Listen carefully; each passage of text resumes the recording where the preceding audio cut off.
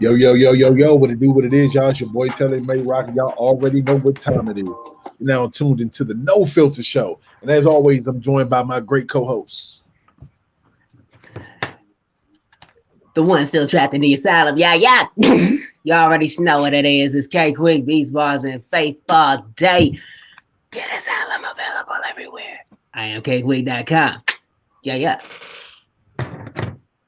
Man, and of course, this is your man, GIMO, aka non-GMO. I ain't nothing to play with, man. Hey, listen, love y'all, man. And congratulations, bro. Real talk. Real fucking talk. Indeed. Blessings. Appreciate you. Yeah, that is an awesome accomplishment. And I am the Blue Things. You'll see me in a few minutes. I'm dealing with the chitlins. I love y'all. I hope y'all ready for this night. We got a lot lined up for you. Oh, do we? I am just Star. A little sleepy, but I'm here. Hey, everybody. I'm mad you trying to give the illusion with that profile pic there that you're just a loving individual. Oh, shit. But I am, though. Well. Yeah, and it was a clown. Say your mama. So, look, it's been a crazy week. You feel me? It's on this Thursday. And fuck it. Why not keep it going with a little more craziness? I like everybody to do me one favor before we go on, especially you, GIMO. I want you to look at my avatar. You see that great guy right there? That's me, right? You want to know my mood for the night? Here's my mood. Let's go. Oh, I would have talked to this guy. No, I can't stand this dude. No. Petty is hell. You know what? He ain't right. He ain't right. I said I wasn't gonna sing the music or play it no more. I ain't say shit about pictures. Woo! Let's get Wow, that is crazy. So I did this. Bring in the petty early. Yes, petty early. You know why? Because it's been a fucking petty week. I normally ask y'all how y'all doing, but I think we all on the same level. Let's talk about. I'm gonna say this. What's up? Should we save the elephant in the room till after? Because it's gonna not be able to stop once we get going. What's that? Good. Never mind. Continue. Okay. So let's talk about the pettiness this week. Let's talk about 45, Big Man Orange, the big crybaby who can't accept the loss. See, that's what I was talking about. But yeah, never mind. He's the nigga that on the basketball court growing up in the hood that we used to get mad at when they got mad they lost, and then they want to take their ball home. My ball, we ain't playing no more. You feel me? Of course, everybody knows what happened. He gave a little speech and indirectly, directly, sent his minions down to the Capitol, and they stormed that bitch. Now, what's actually disturbing as I tuned in and more footage is starting to pop up, you're actually seeing videos of the actual Capitol Police letting people in. So then did they storm it? Now that's the question. Now I want to start with GIMO on this just to let you know I'm gonna change my avatar. I just had to get you in your petty mood. You was in the midst navigating through that shit. You seen that shit firsthand. Let's talk about it. Let the people know what you saw. A whole lot of ignorance. A whole lot of now we got white people and then we got white people. You understand me? And I saw white people. You hear me? And excuse me. With 3 eyes? With man, W-Y. Oh, with a Y. Never mind. White people. You heard me? Like Alabama, all that stuff. Those are all the tags that I saw early that morning. Now I usually clock in about 6:15, 6:30 in the morning. So I'm on New Jersey Avenue and I see all these MAGA hats and stuff, and they're riding back down New Jersey Avenue getting mounted up. Bro, they were out there camping out, bro. Other than that, I didn't meet the ignorance, you know what I'm saying? I guess because I do ride a Fed looking car, so they probably was a little bit hesitant in the morning early, you know what I'm saying? Because they didn't have big numbers, you know what I mean? But it definitely bothered me just ever so slightly that I saw all of that. I was like, man, this is really real. Now on my way home today, they were getting mounted up. Now it was a state of emergency. Okay, this was actually a true state of emergency. So we were able to use our own leave if we wanted to go home early. and not get caught up in the drama. So yeah, they're still out there, but the news is not really covering it as we speak because they're still out there doing the most. You dig? So well, actually, I seen a video and the what you call it? The caption was the night shift don't play that shit. Well, they actually showed them really getting physical with the protesters.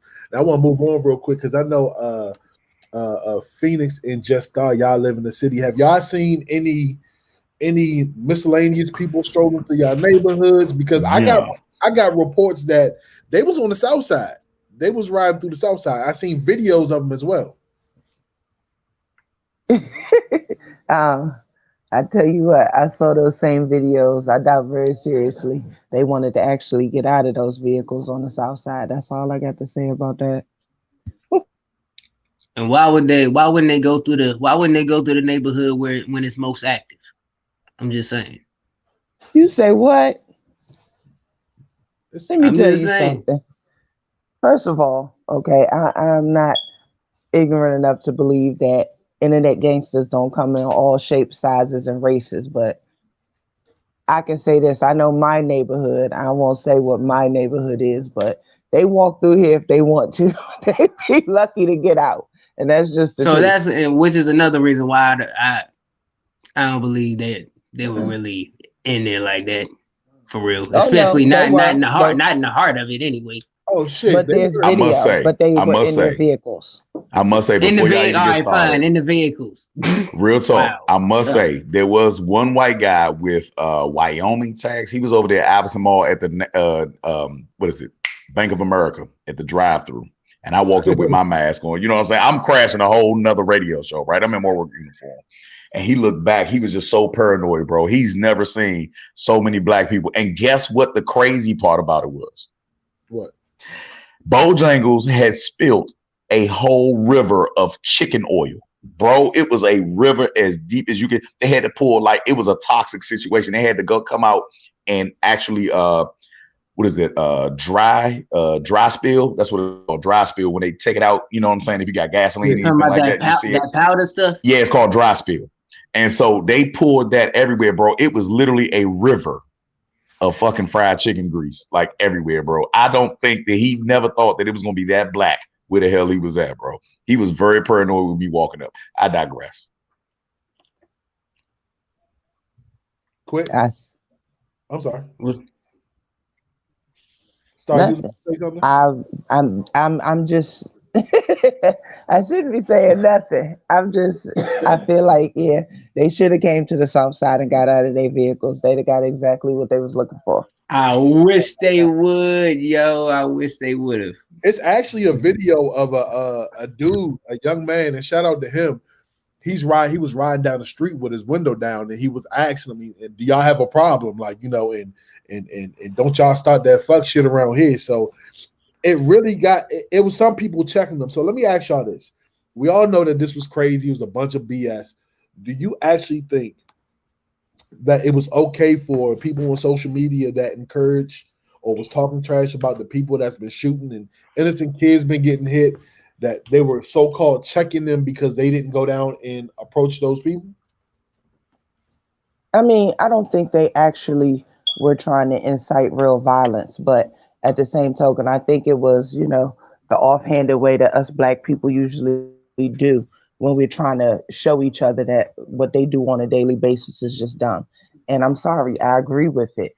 If it's a dude that I know that's always in some mess and, you know, he always busting his guns and all of this, okay. So why you ain't take your behind down there and defend what's yours? Everybody always screaming, my city, my city. So what happened? I mean, True. you know, it's not necessarily saying go shoot some white people. It's just saying, if you won't go shoot some white people, why the hell are you shooting your own? But you know what? I kind of agree with them sitting home because this wasn't our fight. Facts.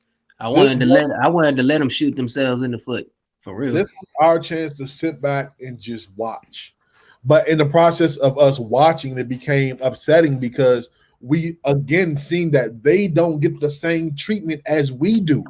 Facts. And it's what the good thing is. The good thing is America is starting to see. You're starting to see people of higher figures starting to speak out. You had Steve Kerr, you had Governor Hogan said it. Who else? The FBI. Who? The FBI. Exactly. What they say? Okay, well, the FBI, they had 3 direct pictures today and the people's names up. They said that they're looking for them, but they're asking anybody who can identify anybody to do so, and they're paying $1,000 per person you identify that broke into the Capitol. That is a very, very weak cost. I mean, or reward for turning in. You know what I'm saying? Like, you got to think, okay, if it was somebody in the neighborhood, it would be 10 grand or above. You dig what I'm saying? If we even step foot on federal grounds, okay?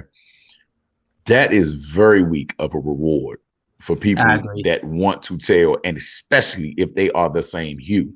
That's not worth it. All right, you dig what I'm saying? I gotta play devil's advocate. Looking at the other side of it, look how many people stormed up in there.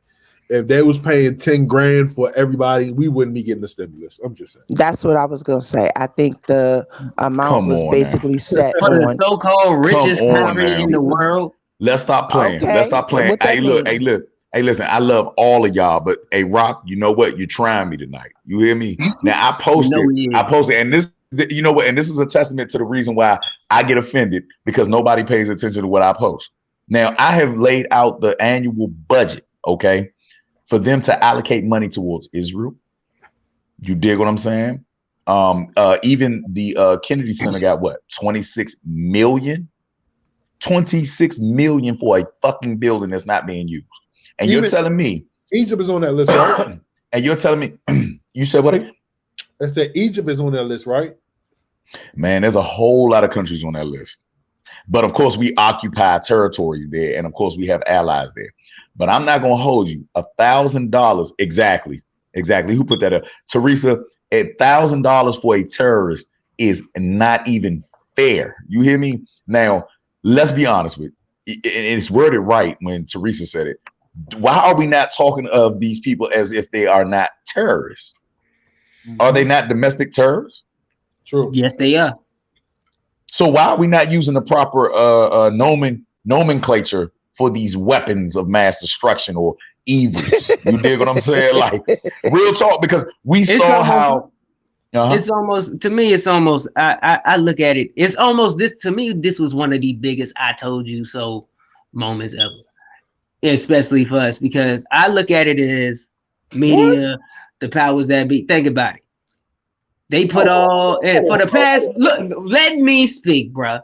I'm gonna let you speak. For the past, however many long, throughout this whole situation, Antifa, Black Lives Matter, they paint these peaceful protesters as the issue when they go out in these streets.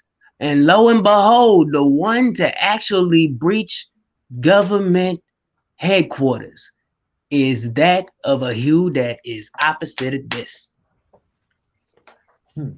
Now, let's be honest. Tell you? What does it tell me is that white folks love the rock climb. They love to do parkour. They love to do weird shit. Because how in the hell is that even possible, bro? They was scaling like 30-foot walls and everything. Oh, they you know what I mean? Like, they got creative too. They took the dang barriers and turned them sideways and made ladders out of them to get like a head start. Yeah, busting, bruh. So I'm still trying to figure out how they got into these offices, ransacked like mail of the senators. One dude took what's her name's mail with her name on it. Nancy Pelosi's letter, stamped and all, and took it outside the building, held it up, taking pictures and stuff with it, stealing podiums and all this stuff, and still got out unscathed. With us, we lucky if we would have made it across the street to the steps. You know what? And I was battling all night. So yeah, I was actually talking to a lot of my law enforcement friends that were former federal policemen. I actually was about to be a United States Capitol policeman. Okay, once I got out the military, really? I was recruited. I was ready to go, but I didn't want to cut my hair. Now, you know what I'm saying? They can get me now. You dig? But you know, I honestly was getting ready to join because I felt like, okay, if I get in there, maybe they need more people like me. But I'm gonna be lackadaisical. I'm gonna be looking the other direction most of the time. You know what I mean? Like okay, bro, like I'm gonna give you fair warning, like you gotta get the fuck out of here. Like I'm gonna be the least active policeman out there. You know what I mean? Because I love my people. You know what I'm saying? And if I even not just my people, but just people that are regular human beings, you dig? That right there,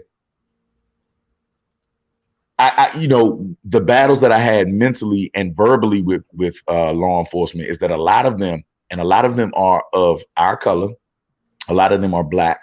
You know what I'm saying? They are feeling way more patriotic than the very ones that were taking selfies.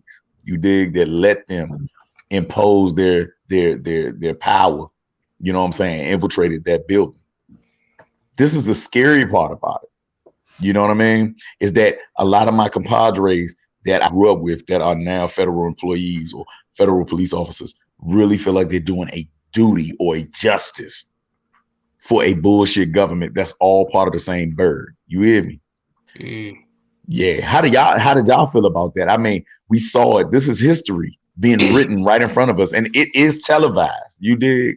It's televised. It's not a revolution, but it's televised. To be And completely do y'all honest, not realize we are only 7 days into the damn year? Just saying. I mean, look, to be completely honest with you, I wasn't surprised.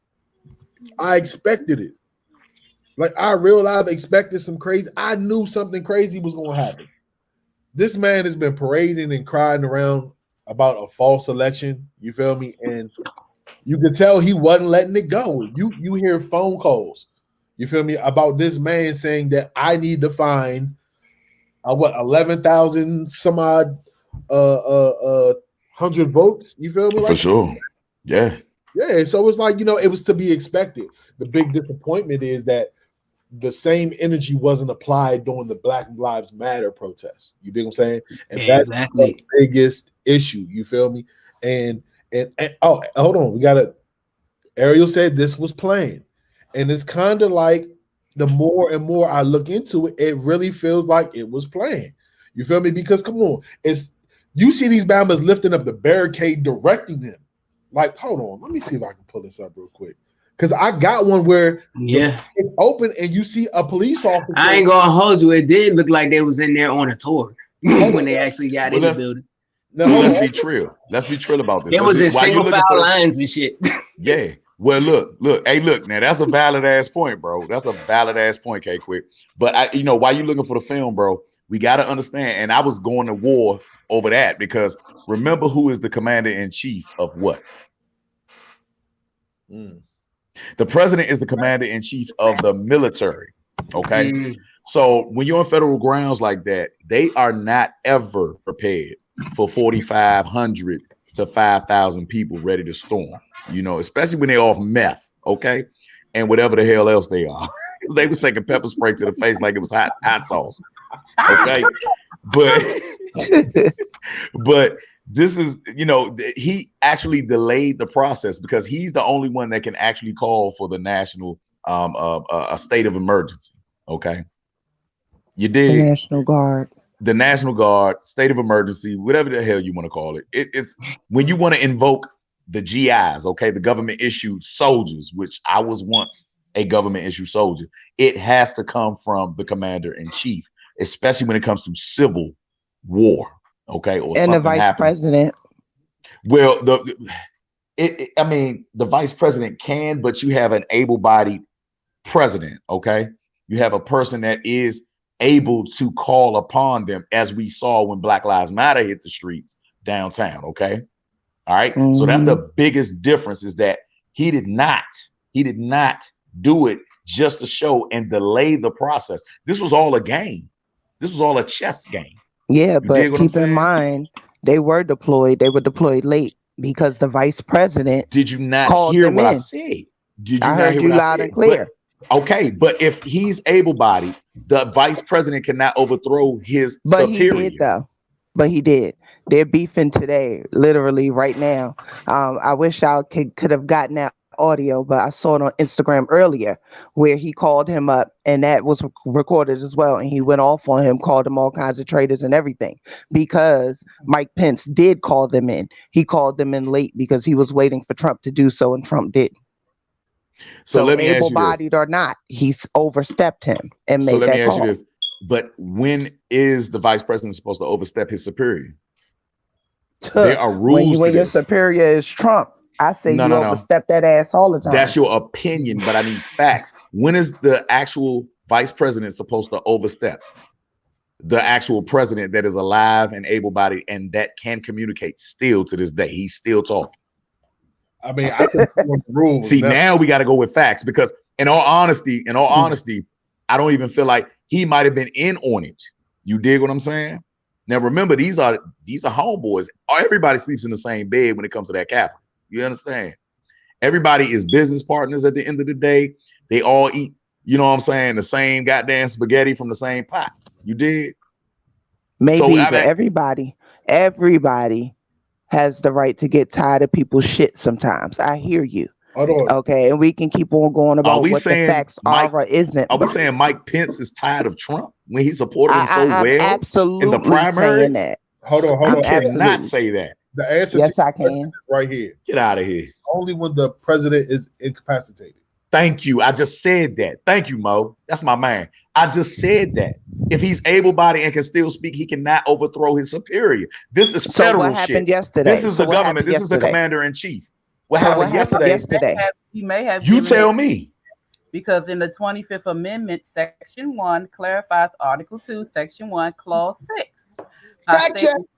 Unequivocally that the vice president is a direct successor of the president and becomes president if the incumbent dies, resigns, or was removed from the office. So he cannot, unless given permission, do that. Exactly. He never had permission. Gave him permission because he did it. Exactly. Because Trump actually did it. He eventually said, remember his speech, okay, we can't act on violence. We can't do that. Like, that's when shit started shaking. You know what I mean? But most of the times when Black Lives Matter hit, when we were out there protesting, he already had it set up. He called the state of emergency to where all those troops was out there sitting on the Capitol and sitting here and there. You know what I mean? So I would like for people to understand that I was ex-military and this does not happen. You can't trump the goddamn, and this is no pun intended. You cannot override the president no matter what. No matter what. No matter what. These are direct orders. These are the things that I had to deal with. And this is the reason why you have pussy ass policemen up there quivering, because we saw the dude quivering when all of them was rushing the building. And then you got other people siding with them that have infiltrated the government. You did, that are part of their gangs and part of these thugs that came in there, and just let them go by. Let's take a selfie together. Go ahead, do you.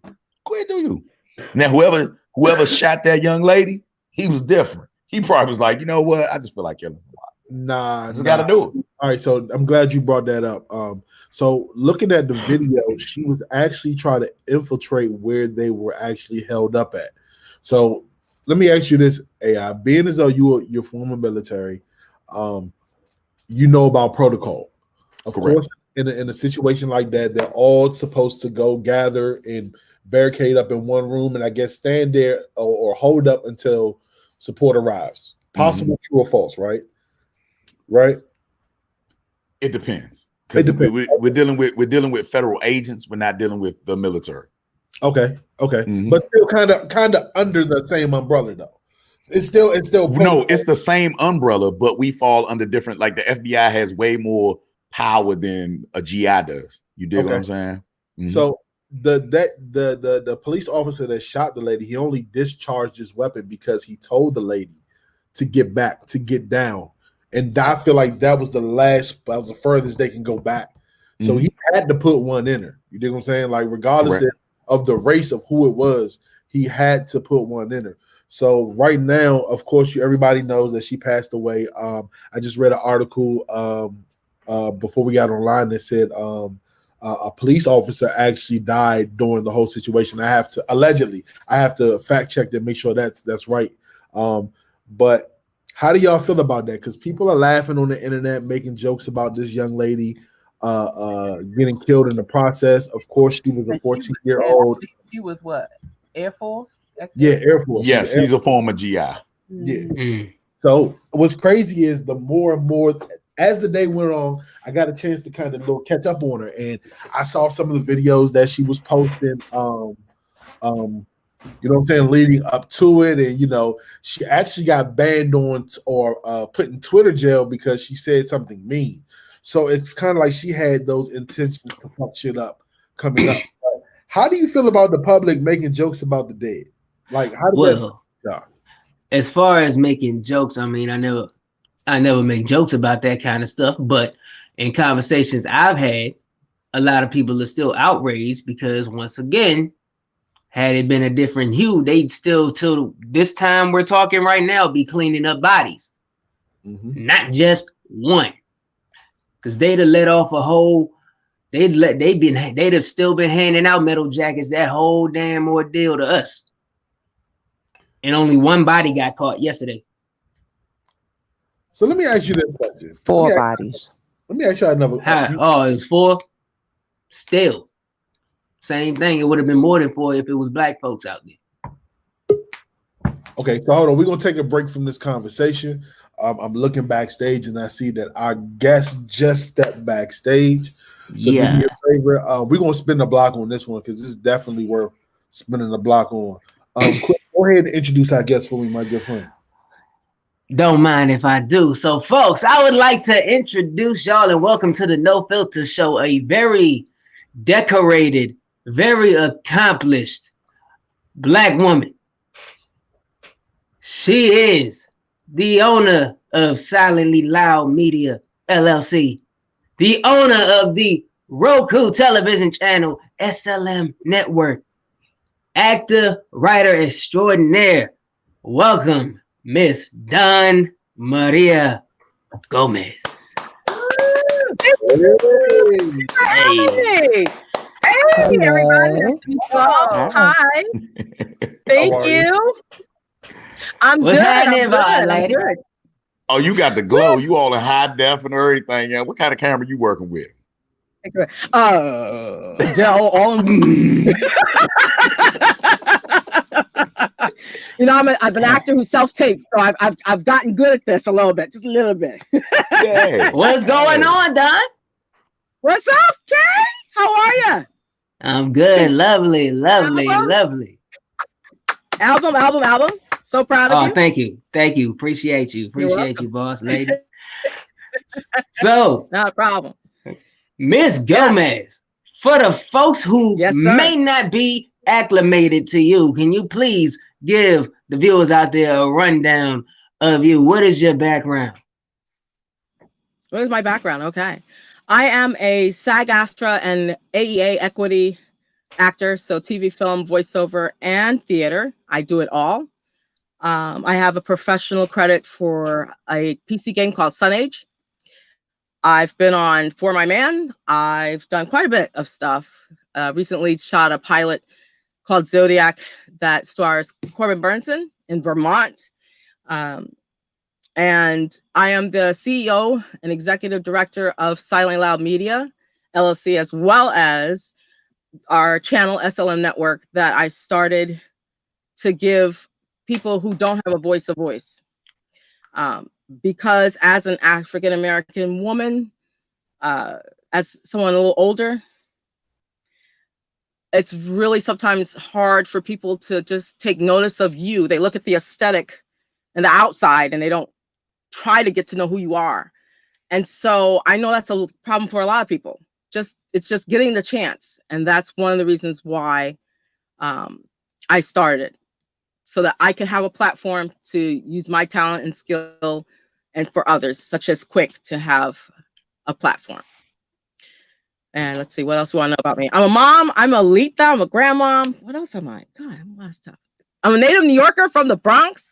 You so a grandma. A lot about, I am a she doesn't look it, does she? I know, I am. Your grandma times how many? I am. They are. Huh? Your grandma times I didn't hear you. What how you many? say? Your grandma times how many? 2. Okay. 2 little people. Yes. Yes. Elijah and Jocelyn. Are you married? Not anymore. Ooh, hey, y'all. She seasoned, y'all. She seasoned. She seasoned. I am single. This guy. So let me I've ask been you. released my chains. They let me out.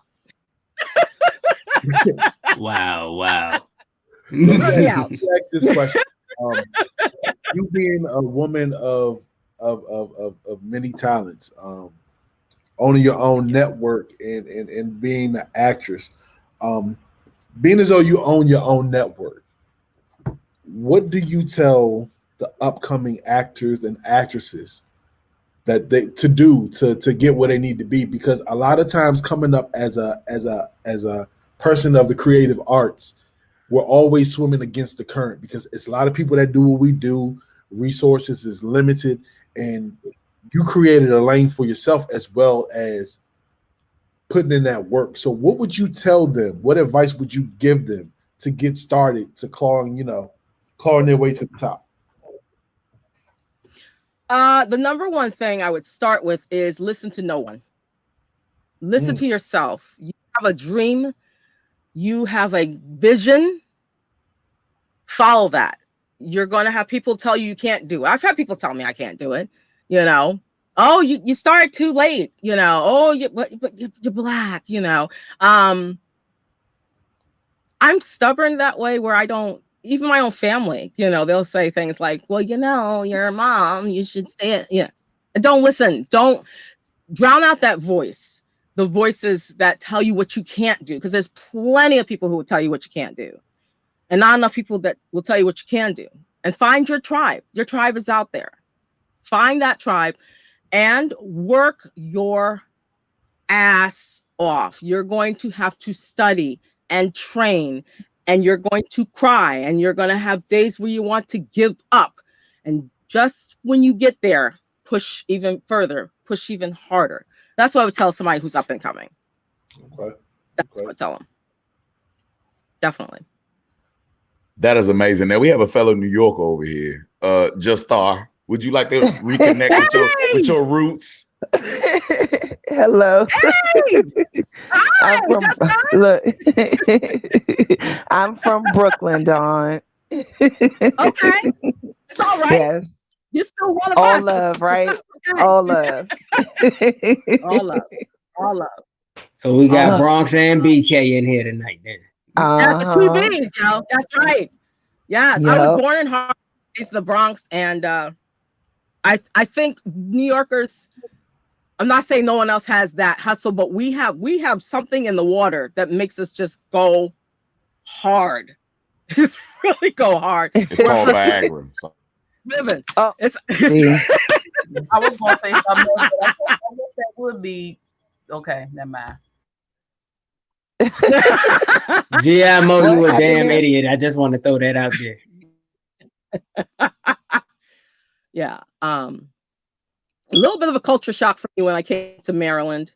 But it's nice to meet people such as yourselves that, have that same vision, that same focus, that same drive, So Hey, look, we're out there.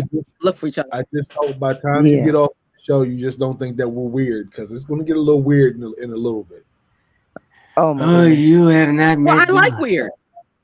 Uh-oh. When you leave here, you're grandma, but we're going to have you a sugar daddy somewhere.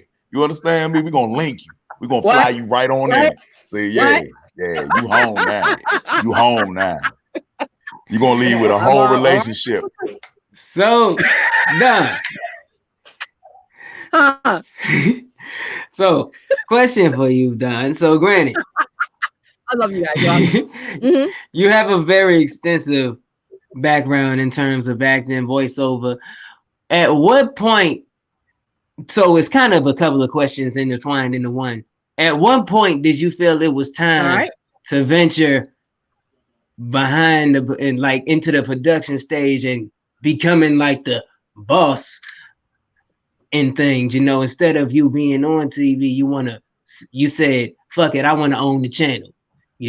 I want to be the one running this. Like, at what point in time did you do that, and how was that transition? So I did that. It's going on 2 years ago. August, and I wrote a film called Keeping JoJo about an autistic woman and her sister has to determine whether or not she takes care of her sibling or not, or have her own life.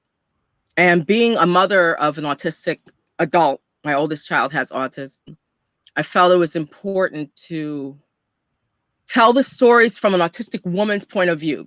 My oldest, Jonica, has severe autism. She doesn't have any verbal skills. She signs, gestures, and just what she goes through was inspiring to me, because she could still maintain a smile and still be joyous and still go through her challenges. And I thought that we see a lot of films about autistic boys and men, and they're cute and they're packaged and they have a special skill, but we don't talk about the nitty gritty. We don't talk about the dirt.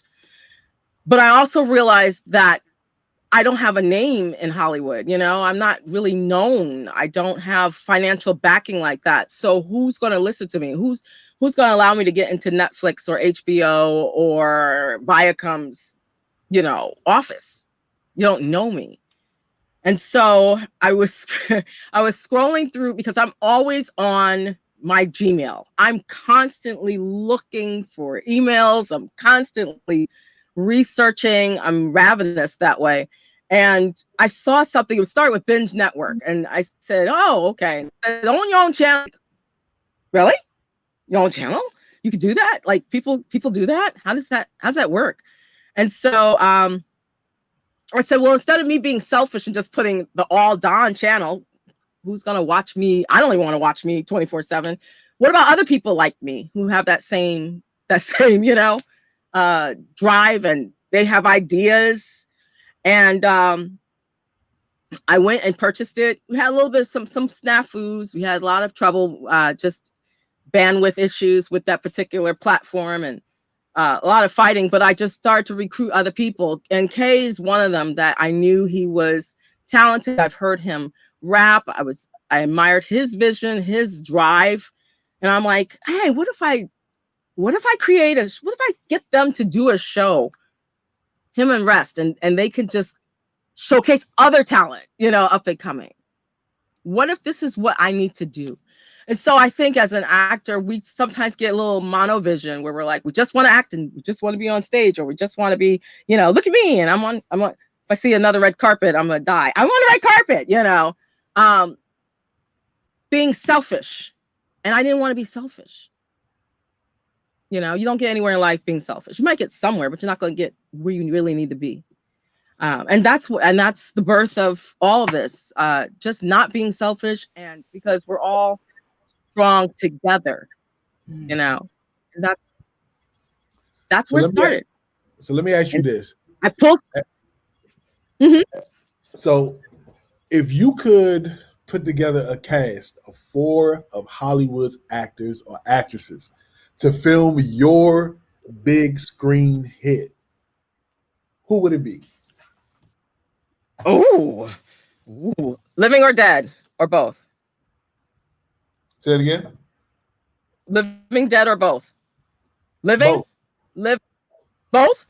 Yeah, I give you that, both. You gonna give me?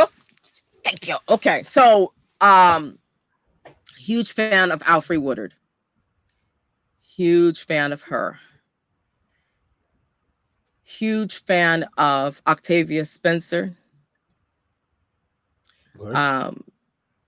Loretta Devine. I would get her to play my mom. I would get I love Viola. I would just have to think about where to put, because she's powered. These are powerhouse people. Who's passed for some type of comedic relief, like as a physician who wouldn't listen. I would get Robin Williams because he's versatile. Cool. He can play comedy. Let's see. I love him. May he rest in peace. I would get Denzel to be the villain. Okay. Even always plays, the front man, the protagonist. I would definitely get him to be the antagonist. Yeah, I think that would be the starting lineup to do that. And me, because I play the autistic person, because I have the most experience at that. So yeah. The fact that you even picked Denzel to be the antagonist is amazing to me, and being selfless enough to be the the autistic human being. You dig what I'm saying? That's dope. That's dope. Period. That speaks Thank you. volumes. Thank you. First of all, that is Thank you. so, ooh, yeah. So you've thought about this before, or you just really like these actors, period? I like all of them, but if you're asking me to like kind of like narrow it down, I think very clearly on like who can play. Oh, that person can play this person can play that. I see them doing this. So I'm a combination of old school, new school. I'm really old school in work ethic and having quality versus quantity. I think we are seeing some of that lost in today's art, where people just want to be seen, collect the check, and there's nothing wrong with the check. The check is great. But what is the quality? And I always said, and I continue to say, and I will say until I don't have any breath, is I want to be a memorable actor. I want to think about a show and say, oh, I remember when Dawn did that. Did you see when she did that or said that? That's what I want. I don't want just to be popular. You see me in 15 different things, but they all stink. I don't want to be synonymous with crap.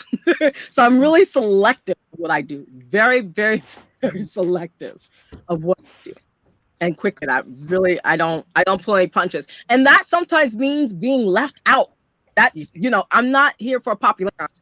It's nice to be recognized. It's nice to have people say, oh, I like you and you're cool. But is that all there is to life? No, it isn't. When I leave this planet, I want to use my craft to help somebody, or just to make a difference, or just to bring a smile to their face. That's what's really important to me. So without the money, without the prize of money or the bag. That to me comes with the work. That comes with the work. I have to eat.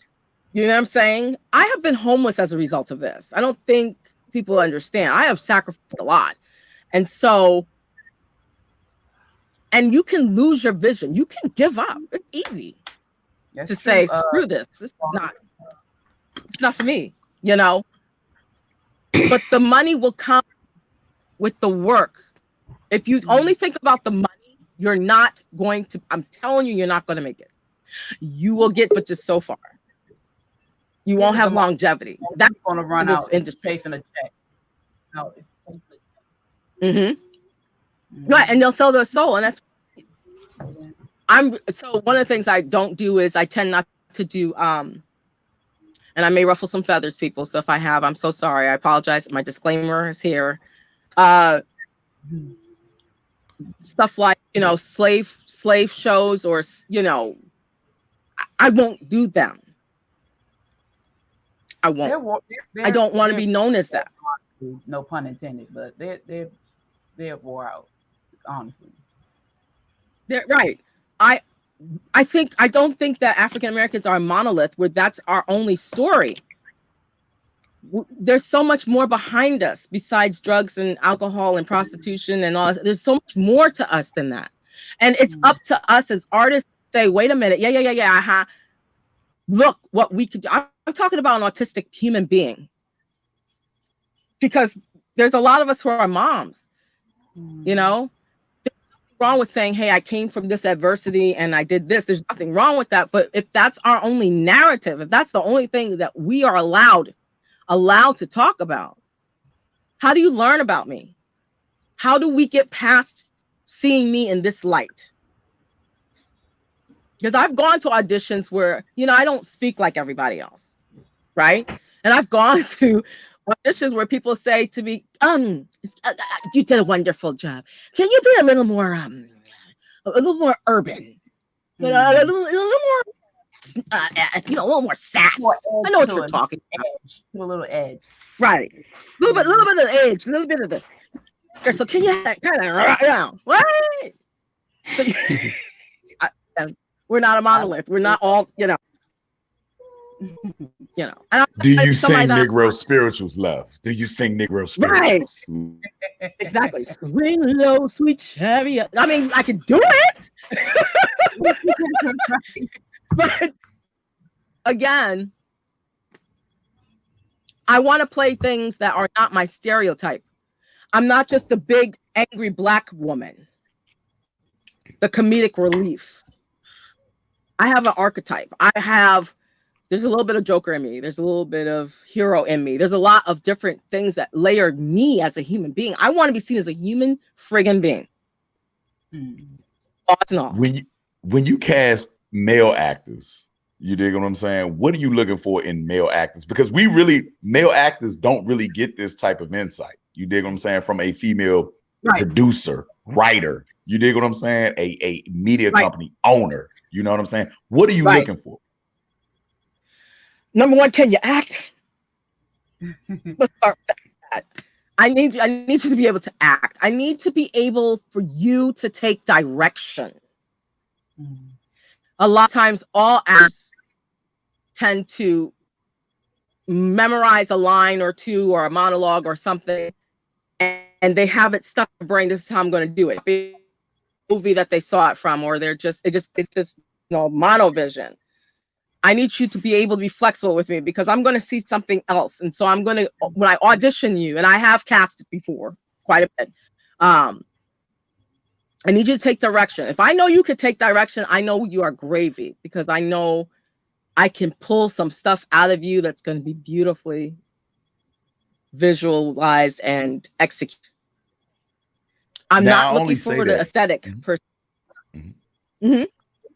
I'm sorry. Excuse me. It's a delay. I'm sorry. Yeah. Go ahead. Continue. Oh, okay. I thought so. I'm like, okay. It's all good.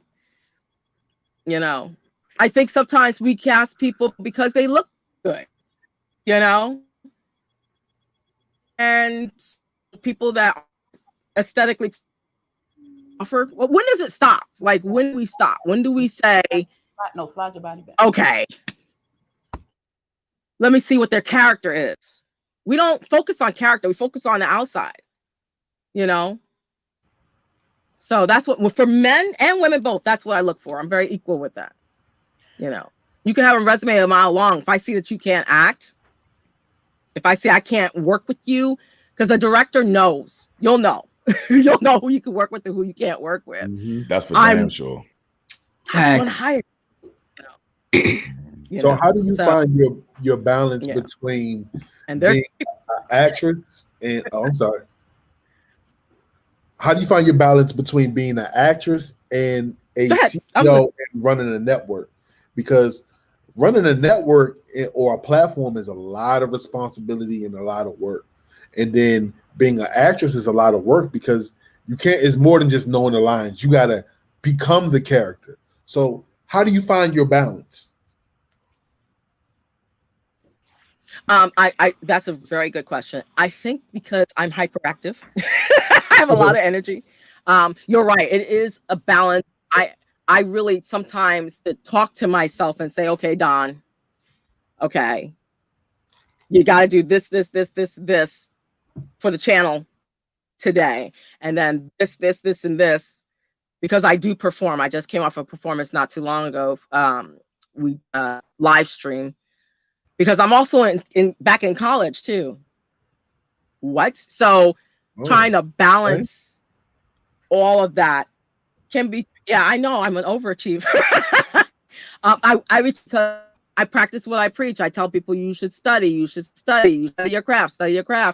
I can't tell you what to do. This goes back to what I used to tell my kids. I, as a parent, cannot say to you, you must go to school education if Mama San didn't do it. Now, what I can say is because Mama San didn't do it, I think you should, but I can't sit there and say, you must go to school. That's me. No, what they see, not what you say. So I tell people as actors, you for the rest of your natural born existence must train. So I am working on my BFA in performance studies, and then I will go for my MFA. That's I really fire. have to carve out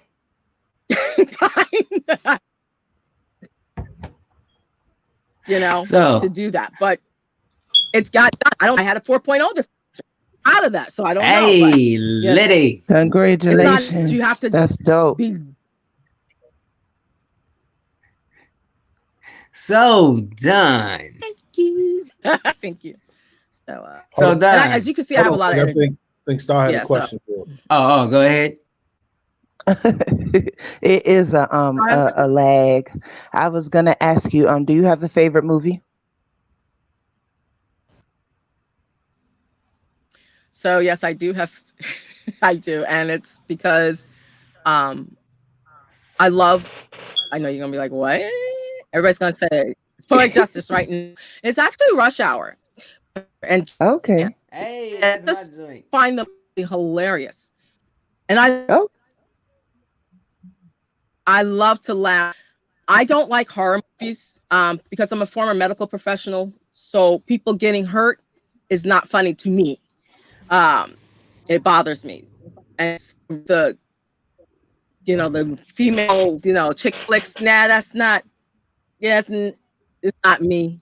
So I don't knock anybody. If that's what you like, that's what you like. But for me, I want to laugh. I think the world is so serious, especially in recent, and there's a lot we could be angry about and want about time and compress and laugh.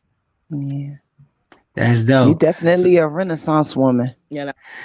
So, Miss Thank Gomez. you, BK. Yes, So, Miss. sir. So, because granted, I too, even when I was going to Bowie State and all that good stuff, and I was taking acting classes, and I had to do auditions and whatnot. Everybody, including me, always had like a go-to monologue that I always like went to that I knew like the back of my hand. So me personally, mine was a scene from like my favorite play. My favorite play is Fences. You know what I mean? And I know that script forward and backwards. My question is, do you have like a monologue that you always have in your hard drive that you just pull out if a movie director if a movie director ran into you on the street and told you to just let her rip, do you have something you can just pull out the chamber like, there you go? Yes. Yeah. I have Edmund from King Lear that I'm working on currently. So I have to have one classical Shakespeare piece. I also have her name is Jessie, and it's a woman who thinks about suicide a lot that it's a go-to. I have quite a few. And I tailor it to depending upon the audition. So as an actor, you want to do that. You want to make sure you have more than one in your repertoire. Working on a comedic piece, because a lot of times I could tell you as a director myself and auditioning people, everybody comes in with a monologue that's sad and depressing and angry. And sometimes we just want to laugh. So it's very important to have that. But yeah, I do have one that I go to automatically off the top of my head. Now, question, because when it comes to holding auditions and people coming in, have you ever been in a situation where you had to hear coincidentally the same monologue over and over and over because everybody that day just decided to choose that one?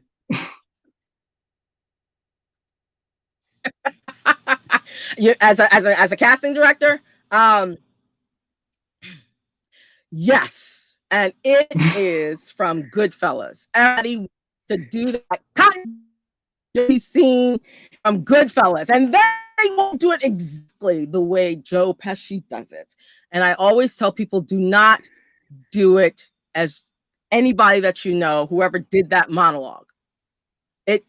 Because we've already known how it's been done. So it clouds our judgment. It makes us biased from the gate.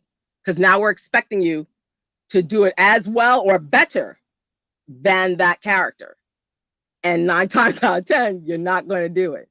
So you don't want to take monologues from movies that people know, TV shows that you don't want to do that. You want to go and get yourself a nice monologue book or something that nobody knows. Unless you have to do something that's classical, the classicals, that's what they're expecting. They're expecting you to do stuff that everybody does. But no, try to find Try to find something that fits you, your age range, whoever you are, gay, straight, green, doesn't matter. Find something that's tailored to you and go with that. Don't do the movie thing, you know. Does it ever matter? So that's why I tell all actors. Okay, so when it comes to comedians, do they overdo it? Is there a such thing as a comedian overdoing?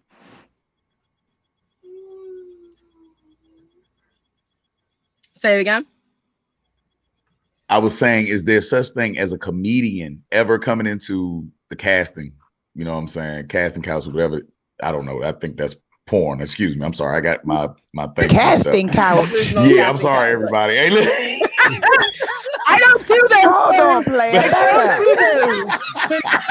She's turning them out one by one, everybody. But look, no, but do they has a comedian ever overdid it?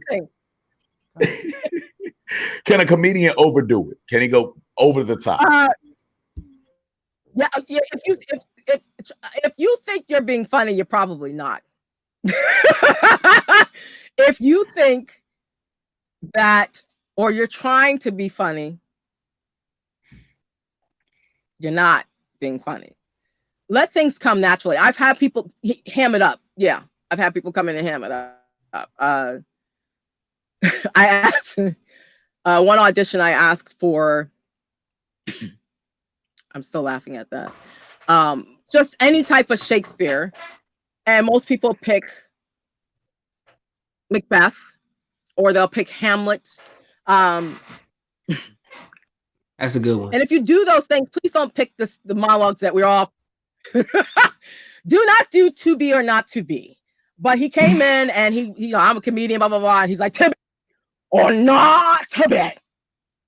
That was the question, and I'm looking at him like we know the answer. Okay.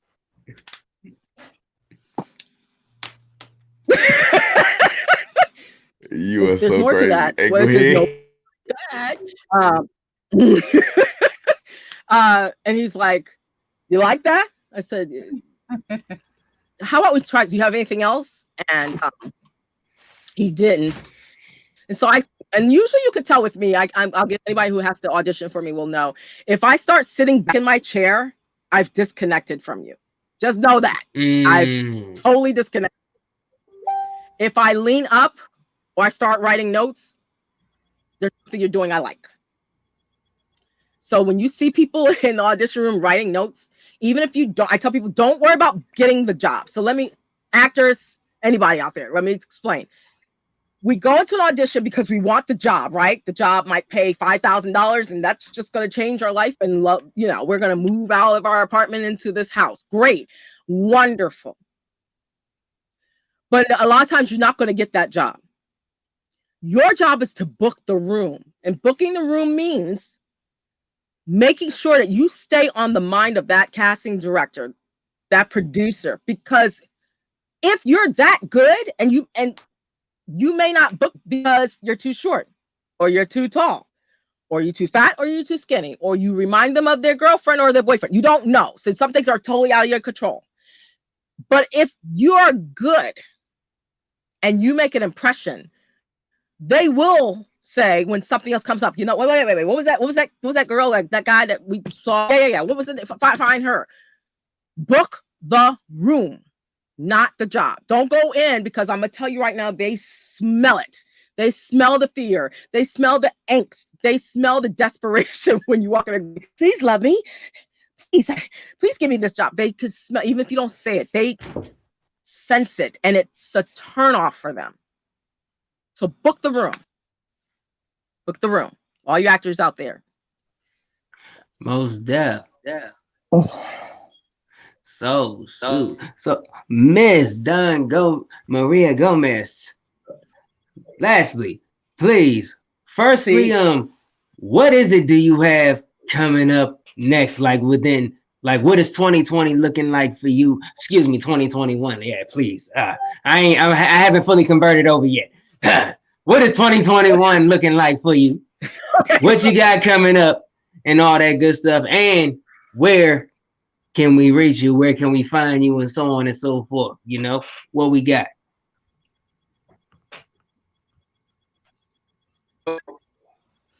Let's see what's coming up. Well, I am working on a pilot, so that should be coming up very, very soon. Basically just trying to figure out how to film it with COVID. I want everyone to be safe. So I don't want to put people in jeopardy. It's not worth your life. So that's coming up. Adding more shows to the channel. Getting more creative content out there. Getting more people to be recognized. So we're going to be doing marketing and blitzing and all that good stuff. I've hired a team to help me with that. Really expanding the brand and being out, getting out there. My second book is, so putting that out there. First book didn't do too bad, so I'm really excited about that. And basically working on me. I think this is self-care year. So this is about giving back to yourself. Well, now I'm not saying being selfish. I'm saying that a lot of times we just tend to extend ourselves to everybody else and we forget about ourselves. And then one day we look in the mirror and we're like, who the hell are you? Oh, I recognize the voice. I don't recognize the person. Start taking care of yourself, whether that's health, whether that's mental, physical, emotional, what it be for you. So that's a lot 2021 is going to be. And just like I said, expanding the brand and expanding me as a brand. And to reach me, you can reach me at silentlyloudmedia@gmail.com. It comes directly to me, doesn't come to a secretary. I look at all emails. I will get back with you. Just give me some time because I'm balancing quite a bit, but I will get back with you. And if you have ideas, no matter how ludicrous you may think it may be, you never know. I can look at something and kind of twist it and say, hey, this could work, or if it can't work, I'll tell you why and what we can do. Because I can't, Quick, why don't you tell them how I came to you? Shoot. You want to tell them? Well, it was kind of literally off the random. It caught me off. It really caught me off guard because when she finally made the announcement that she was the owner of a television channel, I want to say it was that day. It was probably around 3 o'clock, maybe 4 o'clock in the afternoon. It was in the afternoon. She hit me up with a proposal, because she wanted to do a show centered around like art, music, so on and so forth, just a showcasing of talent. And she wanted me and my brother, my boy, fellow BBF member, MC Rest, to be the host of it. And I didn't know what the hell to say. I'm like, well, shoot, I'm about to be on the tube. Dahjn, stop playing with me. So yeah. And so basically, she just went through, for one, there was reason behind her choose. She had like a whole spew of the first like 10 minutes of the conversation was why she specifically chose us. Because granted, she's been scoping us for a minute, saw the drive, saw what we do, saw how hard we work. And then she said, she got to the point, she said, I want them. They got to do it. So, and we couldn't turn it down. He was like, hey, let's get it. So that is so dope. And that is so dope. If I see anything in anybody, if I see that you have ambition and drive and you just need an opportunity, people just door cracked a little bit, so we can get our foot in. I'm that. So stay open to me. That is lit. So yeah. Everybody, please give it up for Miss Dawn Maria. Thank you so much for coming on. And some family do with us. Hopefully us light-skinned niggas is still in style too. Oh my God. Let everybody know your social media, where they can follow you and where they can find you. Okay, so I am Don Maria Gomez on Facebook. I'm also SLM Network on Facebook. I am at Don Maria, DAHJN Maria on Instagram. I am Your Soulmate Is You on Instagram because I have a book called When Your Soulmate Is You, A Guide to Falling in Love with Who You Are. That is on, I think about that. Where is it? Amazon and Barnes and Noble. So that's my writing side. And Twitter. I think I'm at Don Maria there too. So just hit me up because I like meeting new people and friends. So come on aboard. Yay, Dude, friends. thank you so much, Don, for coming on here with us. So on and so forth. Don Maria Gomez, everybody. Give it up for. See you later. You have a good night. Thank you for having me. You are so welcome. Take care. Hey, that was lit. That was lit. She was really, that was lit. really cool. Hey, really cool. she said something that got me, and I'm gonna put the comment back there because we had a comment on there. That was powerful. Facts. The room. That was definitely powerful. Yeah, it definitely was, and it's a new type of advice that we haven't heard anybody give yet, but it was on point completely, I think. Exactly. So which one is the hardest one? Work the room or be able to take direction? There's an echo out here. Y'all hear that? No. All right, it must be just me. I think booking the room is the hardest because you can work the room to a disadvantage, to be honest with you. They can like you a little too much. And then Straight it's a up. gritty character that you can't get because you were too likable. So I think book the room is probably more important. And then you cast type. Yeah, I dig it. Well, man, that was dope, cast man. type. Yeah. I hate it. You put me in a mindset for that quick moment. I want to say thank y'all for being who y'all are and letting me just be whatever. Because OMG, ever since Endgame, everybody wants to put a gun in my hand and wants me to be a gangster. I'm like, I could play a teacher. I had to laugh after you said typecast. Thank you for not. Hold on, he just asked you a serious question, man. We gotta hear this. You said, "What am I trying to teach?" What are you about? A damn sure ain't home economics. Boy, I know you've lost your mind. Listen, okay? I burned down the kitchen in the best way. Don't get it. Okay, She's giving I women cook. Meg the Stallion needs one twerk at a time. Oh my gosh. Listen, I ain't even got Megan Thee Stallion knees no more. Tried that little crybaby challenge. I had to you just need to put some oil on them first. Shit, The knees whatever. and the vagina gave out at the same time. I'm pretty sure. Since we just got off the line with an actress and we on the movie subject and all that other good shit, we have to talk about Kobra Kai season 3. Oh yeah, that joke was good. That was fire, Man. dog. Fire. Hold on. So wait a minute. AI, did you finish? Yes, sir. I did finish. Yes, I did. All right. Finish. Well, can the 8-year-old me speak for a second? Please, sir. I lost my fucking mind when they brought Chosen back.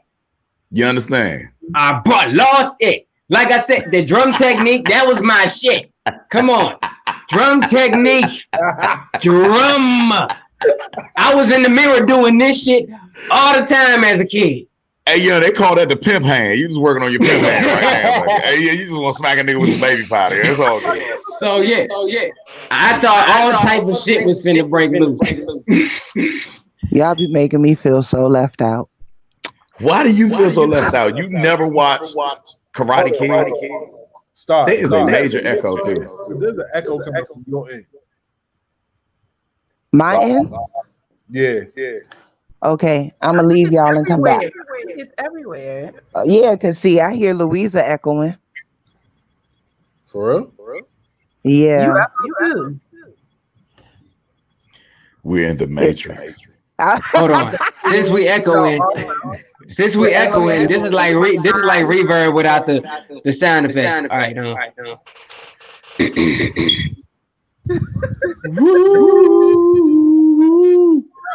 Oh hell no! Had to do my KC, man. Hey, go ahead. Hey, How did I get lost? See, everybody, mute your white mic one by one. By the way, quick mic check. All right, it ain't me. Mic check.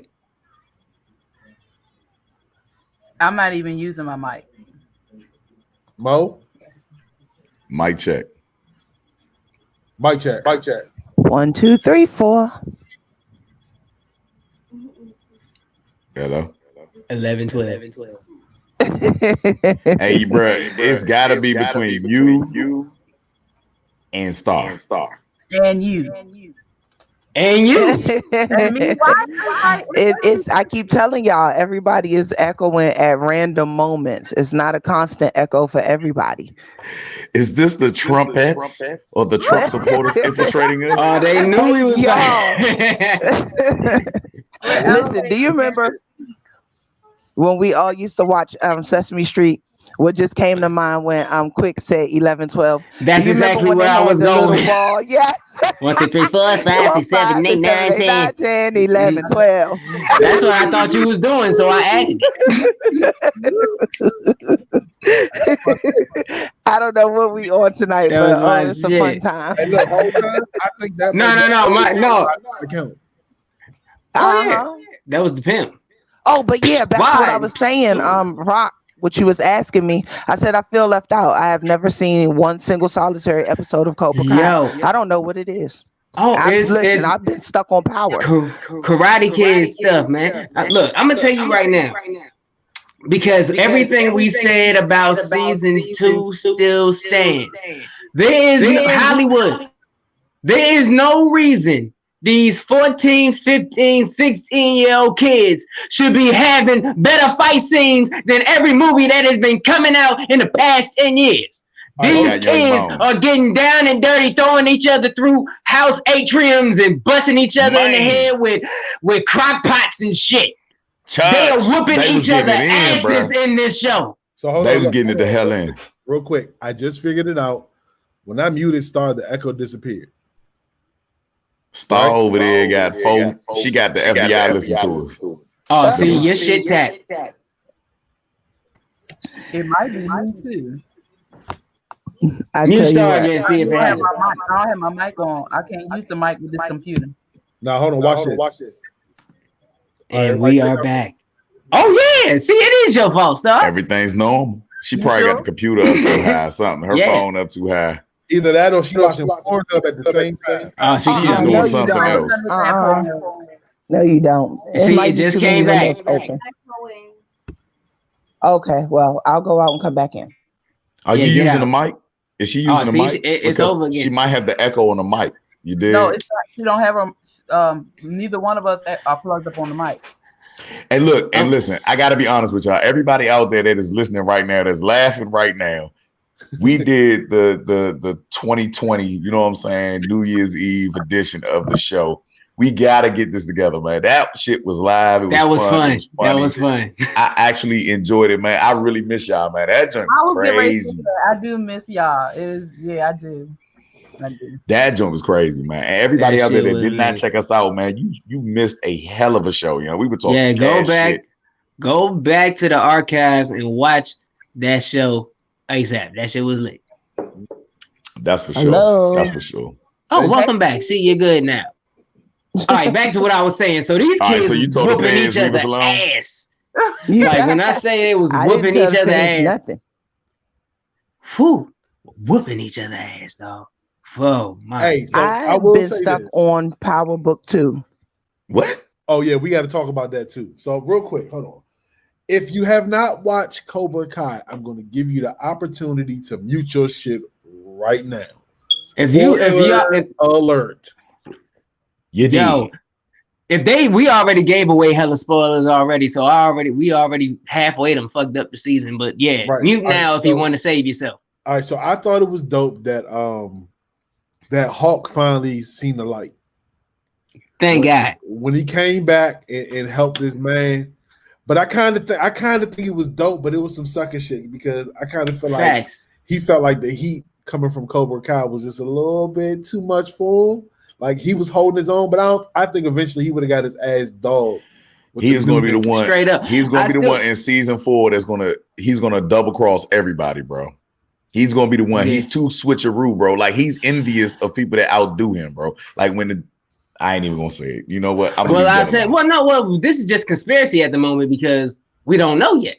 But I personally think, because like for real, on some real shit, even though he quote unquote switched back over to the other side, he is still owed a very valiant ass whooping for the shit he did.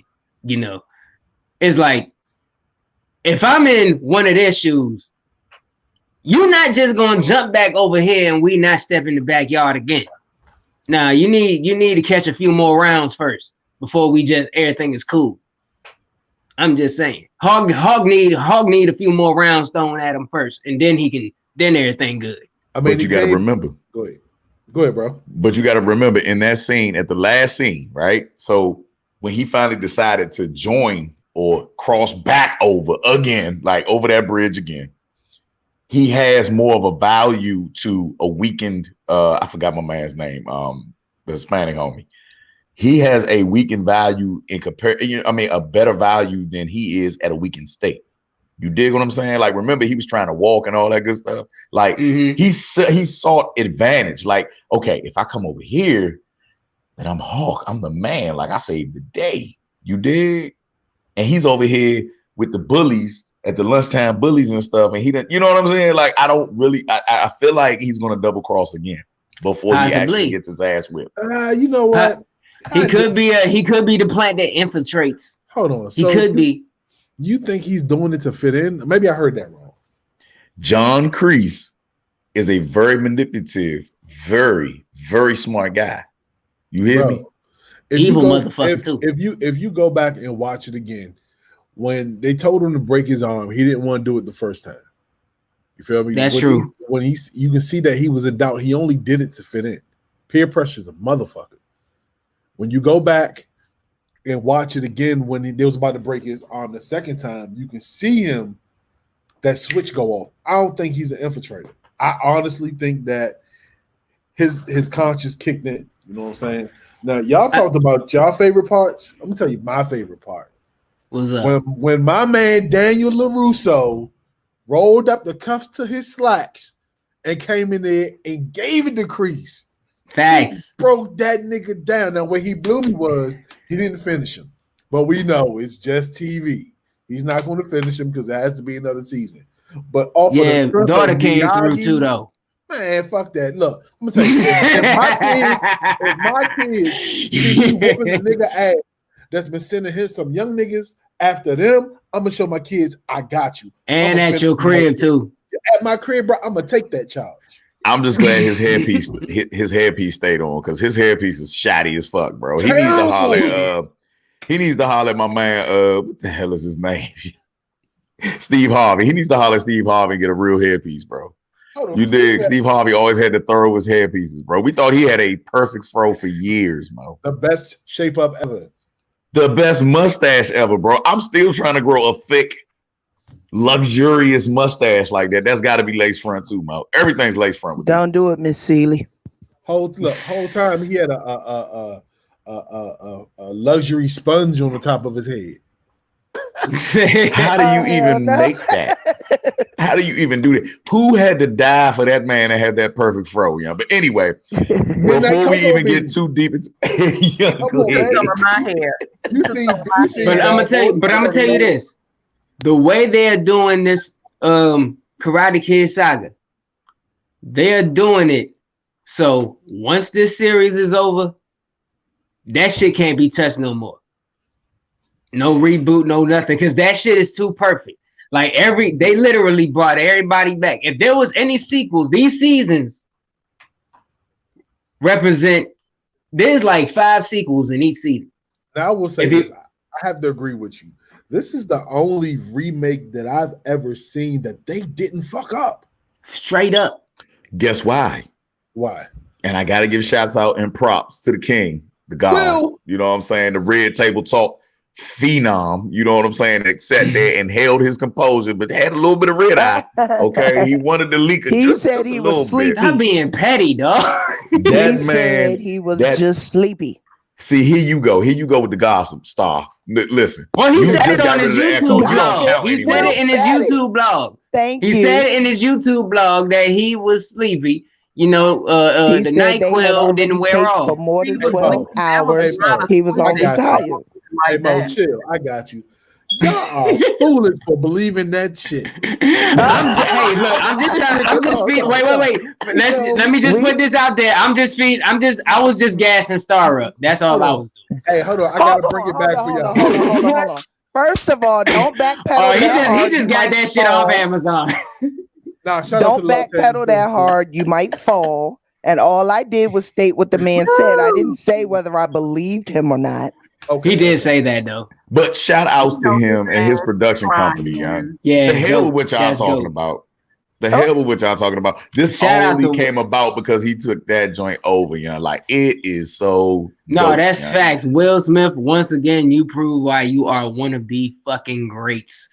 You know, True. forever and eternally. You had my respect musically, acting wise, and this right here, as an 8-year-old kid who stood and accidentally crane kicked his brother several times.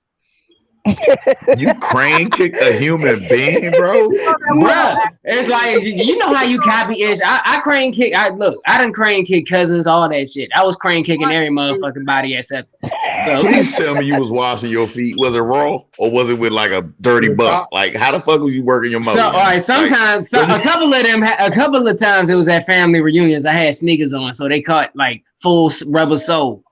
But anyhow, I'm getting deterred from where I was going. Bruh, you the GOAT for this. Thank you. No, we got to go back to that because, bro, that's shitty that you left a skid mark on somebody's nose, bro.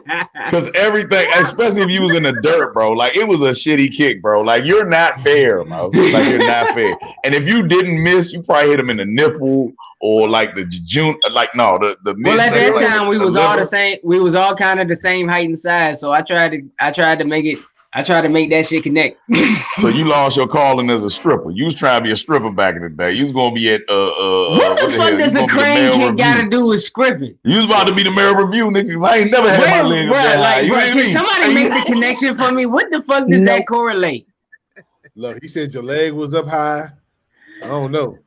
Oh man, he was Bro, trying to be what the fuck? Hey, bro. He's trying to say you was at Bads and Crew on the weekends. Oh my not God. bad. I was 7. Not Bads and Crew. Oh, Excuse you know me. Was you doing in the words of Eddie Murphy, in the words of Eddie Murphy, Van Damme split? you know what? In the words of Eddie Murphy, in Coming to America, in the barbershop, fuck you, fuck you, fuck you, and fuck you. And even though you had nothing to do with what he said, fuck y'all because y'all just in the crossfire. What the fuck?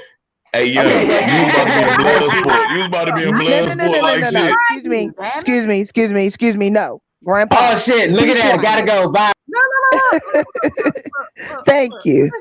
Anyway, speaking of Eddie Murphy, what do y'all think about Coming to America 2 since y'all are obviously not going to let me talk about Power Book 2? Oh no, we gonna get to that. We definitely gonna. Let's be true. I never saw Power Book 2, so I haven't even gotten a chance to see Coming to America. What is this? What platform is it on? It's on Amazon Prime. They come out in And March. March 5th.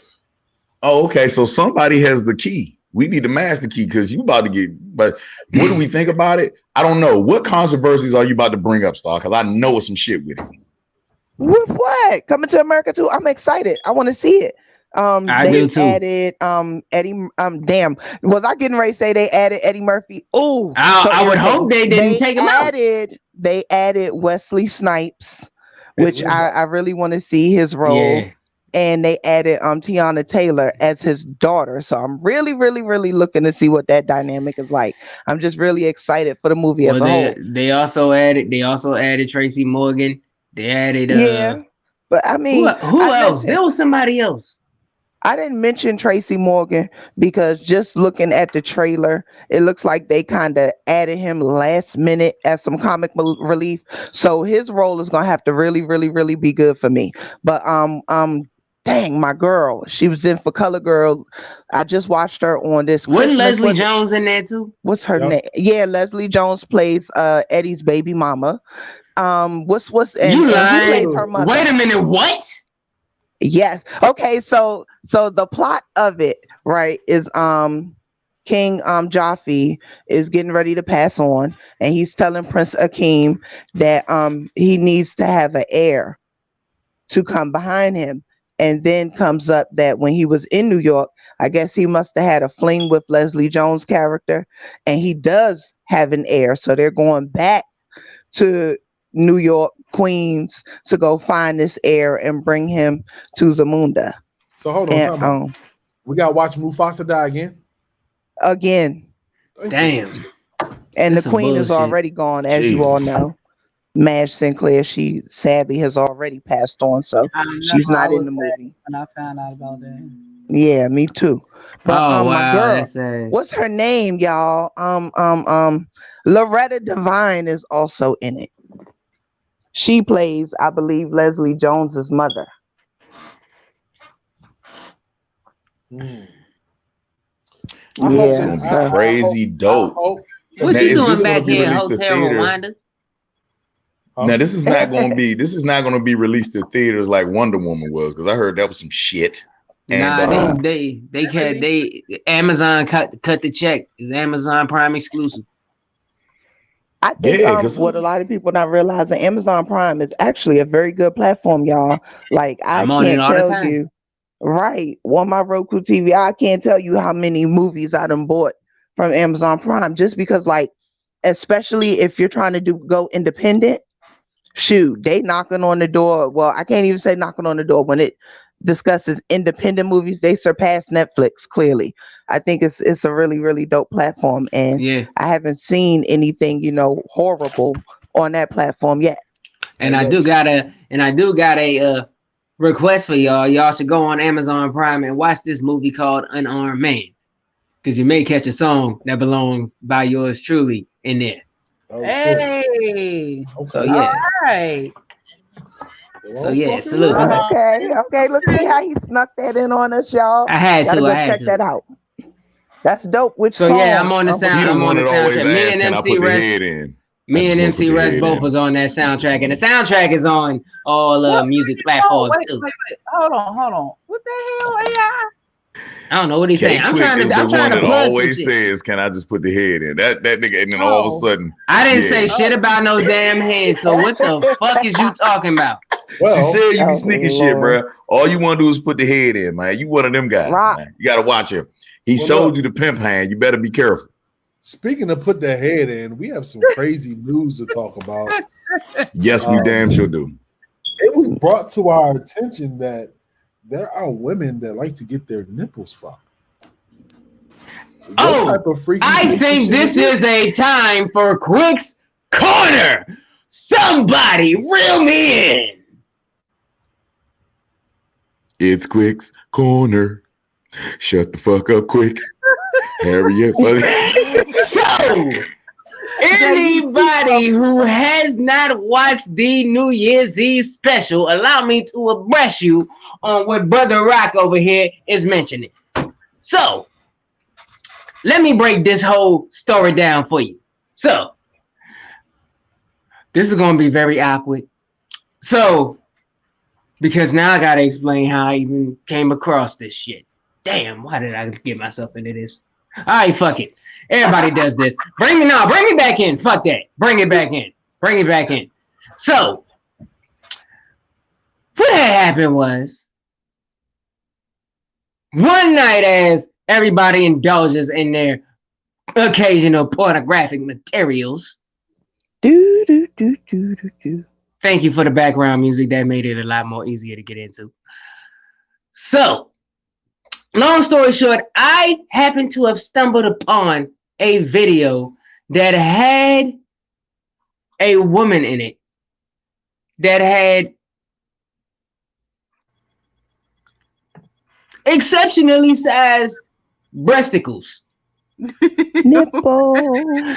But her nipples were the size of AK bullets. Bullets. They were about this long, and I am not exaggerating. Now picture a titty, and then picture a nipple that is about 5 or 6 sizes too big for the titty. That's what I saw. And the opening, the milk gland opening in the nipple was about this big. I am not exaggerating. You can look this shit up yourself. Now, the next scene, there's 2 dudes there.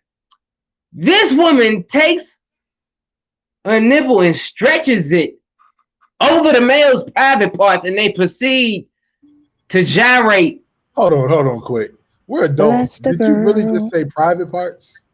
They stretch. Well, I know you don't like the you don't like the medical term, no. You don't like the medical term. Long story short, they were literally getting their nipples penetrated and fucked, as AI would say. So my question for the queens in here, and jokingly on the I asked, and granted, when I was telling Weezy, I wish you had rolled the clip up. When I was telling Weezy this first story, because granted, shout out to Steve, she brought it up. If you look back at the New Year's Eve episode, yes, she had others. If you look back at the New Year's Eve episode, while I'm telling the story, you see Weezy in the middle, just like this. I don't know if she was in pain, but she was clutching on for dear life, or like this here. She was not finna let go. Zena, I'm trying. Oh yeah, that's right. She said she ain't ready to hear it again. She was traumatized. So, question: like she was traumatized. So I guess in Quick's corner, is that one of the things like what? And so I say all that to say this, to lead into this question. What would be something, or when was a time where you were about to indulge in sexual interplay? Has there ever been a time where something happened or something was proposed to you where you said, I'm sorry, this ain't going down? Because as we discussed on the New Year's Eve episode, a lot, Zena, you crazy. The women in the chat, as well as Phoenix over here, said that ain't going down. So has there actually been a time in your life where you had to say, I'm sorry, it ain't going down, and I open it to the panel? No. She's no to everything. She needs a stop sign. Like, yeah, you know what I'm saying? Like a heathen. stop smoking sign. Like, that's just her. Because you just a heathen. No fumar. You said, is there a time where something had come up and I said, I'm not doing it? No, there's not a time, because I'm very much open to certain things. I just don't want my nipples fucked. So, but that would have been a time. Watch next time. Watch somebody is actually going to ask you of that next time around. I honestly have to be trill about this. I swear to God, that has to be fake, bro. It has to be. Like, not in the history of America. Bruh. Well, how do you know that was in America? It might not have been, but I'm trying to figure out, how do you stretch and open up your nipple? I mean, I have nipples. She was just born with oversized nipples. No, but okay, we get the oversized nipples, but how do you open a hole in the nipple in the center? I guess it takes years of conditioning. I guess it takes years of condition. I guess it takes years of conditioning. Is it like an uncircumcised nipple or something? Probably. She probably started with a finger. What? She probably started with a finger. Nipple. I mean, like it starts with a finger and then you work your way up to a thumb. So you're telling me that women run around here quick because we gotta pick your psyche now because this is getting a little out of control, bro. That you know of women that have actually fingered their own nipples to stretch I it enough don't to have know of a women who've penis actually be put done in it, it, but bro. I'm coming up with possible theories how she could have conditioned herself to work her way up to getting nipple fucked. Who takes a dick directly to the nipple, bro? Like She does. it wasn't inverted, it was extrovert, right? It was out. It was an outie, it was yeah. long. I gotta see it from the beginning because I need to analyze it. I gotta figure it Well, Rock saved the video. He can send it to you, probably. out. No, Rock. Every time y'all messing up his damn search. Oh, hold on. It looked like Xena said, Phoenix, can you please read out Xena's? She said, okay, I tell y'all way too much of my business, but I've never said no. But the first time a dude went to lick my ass before anything else, I got dressed and left. The fuck I want a wet ass booty hole for? Wet booty hole. This is the reason why we'll never make it to be rich because we have people talking about wet booty holes, bro. And we're talking about nipple. Tell me why I read it. Why did I read? Why did I read that? Why did I read that in Cardi B's voice? You did though. You did though, bro. Like you are dynamic, bro. Like I give you that, bro. Like you have a range on you, bro. Like I'm just coming up with possible theories of how you can be nipple conditioned for such activity, bro. When we get off here, hey, look, listen, the week has been so busy. Ever since New Year's, I have not even checked that shit out. But I will get on my accounts, okay? I will risk it all just for you so I can see this madness. Wait a minute, you got accounts? You got subscriptions? You don't work. I don't have subscriptions. I have accounts, okay? So you log in, you sign in, username and password. No, they already know me. It's already linked.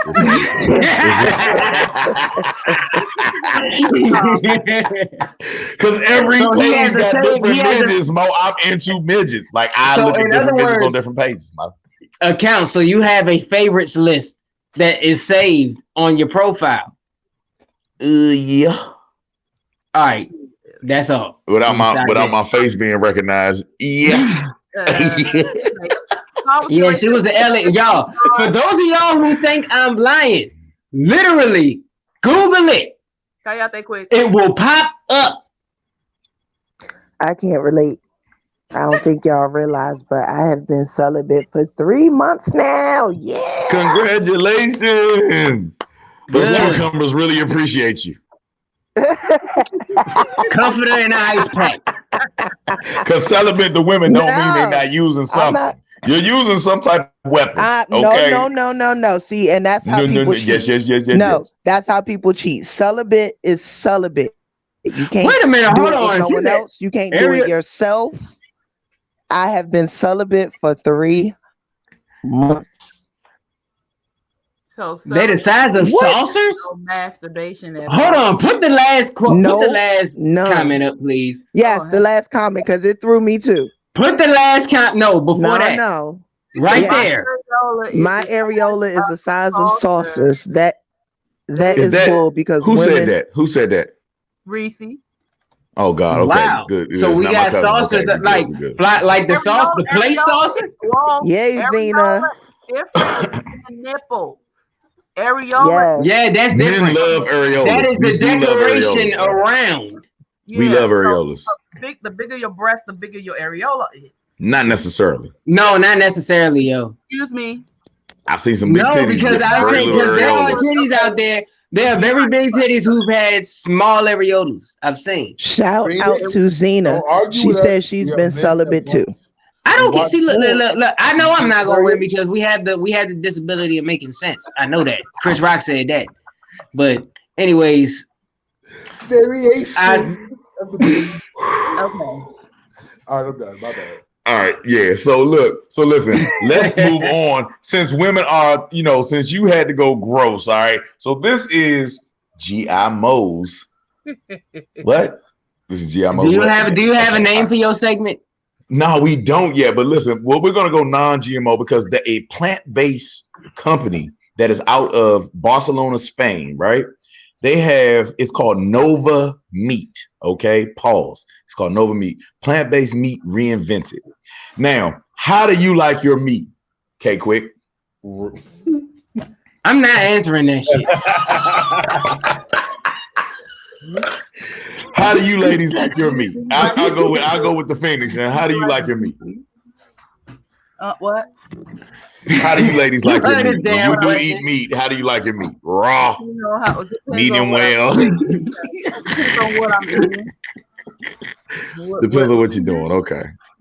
But if hello star, calling star. Oh my God, get out of here. Listen, I know this is boring, but listen.